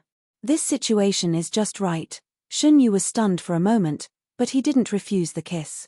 Shang Junlin's kiss was very gentle at first. After receiving Xunyu's response, he suddenly increased the intensity of his kiss. Xunyu snorted. His hand that was pressed against Shang Junlin's chest turned into a push. His other hand was still under Shang Junlin's palm. The hot temperature began to spread from the place where they touched. After the kiss, Shang Junlin sat on the soft couch and held Xunyu in his arms. Xunyu's breath was unstable. He leaned on Shang Junlin's shoulder and panted slightly. Why did Your Majesty suddenly kiss me? Didn't a Yu say that he wanted to use the content of the novel as a reference? Shang Junlin picked up the novel that Xunyu crumpled and put it in front of Xunyu. Just in time. We can try it. Xunyu looked down and hurriedly looked away. Reading by himself and being held in someone's arms were two completely different levels of stimulation. Yu, do you want to try it? I will only do what is in the novel. Shang Junlin leaned close to Xunyu's ear and said in a coaxing tone, Yu, you can stop it at any time. Xunyu was imprisoned in Shang Junlin's arms. His fragile neck was also in Shang Junlin's hands. He trembled with Shang Junlin's movements. The familiar feeling aroused the heat in his body. Your Majesty, you have to keep your word. It turned out that sometimes, Shang Junlin's words couldn't be trusted. Xunyu lay on the soft couch. Under the influence of the aftertaste, his eyes were a little unfocused. Shang Junlin was like a hungry wolf. After biting a piece of meat, he refused to let go. I'll carry you to wash up. Shang Junlin strode in with a satisfied face. Xunyu turned his neck with difficulty. He didn't want to speak. He was sweating all over. His clothes were sticking to his body. For someone who loved cleanliness, this wasn't a good experience. Shang Junlin picked him up and said, Didn't you say that you want to try it? Why are you not willing now? I'll keep my word this time. It's fine if you don't want to wash up. Shang Junlin pretended to carry Xunyu to the bed. Xunyu's eyes widened. He angrily bumped Shang Junlin and said, I'm going to wash up. Shang Junlin had a strange obsession in certain aspects. Xunyu resisted several times, but it only made things worse for him. In the end, he simply couldn't be bothered. Xunyu used to be in a state of drowsiness or semi-drowsiness most of the time. It was very rare for him to be awake like today. Xunyu didn't breathe a sigh of relief until he was put into the bathtub. Xunyu's fatigue was effectively relieved under the hot water. He slowly breathed a sigh of relief. He leaned against the edge of the bathtub and half closed his eyes. Suddenly, Xunyu opened his eyes and asked, What is Your Majesty doing? Shang Junlin held Xunyu's shoulder with one hand and dipped the other into the water. If you don't clean up, you'll get sick. Xunyu's fingers on the edge of the bathtub tightened. The redness on his skin deepened. This feeling was too strange. Ripples appeared on the surface of the water. Finally, after the bath, Xunyu was carried out. His whole body was soft. His porcelain-like skin was dyed light pink. It was unknown whether it was soaked in the hot water or for some other reason. After fooling around for a day, Shang Junlin's official business was delayed. He didn't want to be too far away from Shenyu, so he didn't put Shenyu on the bed. Instead, he carried him back to the soft couch. After a while, the dirty things on the soft couch were taken away by the palace servants and replaced with clean ones. Shenyu was held in his arms and read the booklets with him. During this period, they ordered a meal. It was all good food.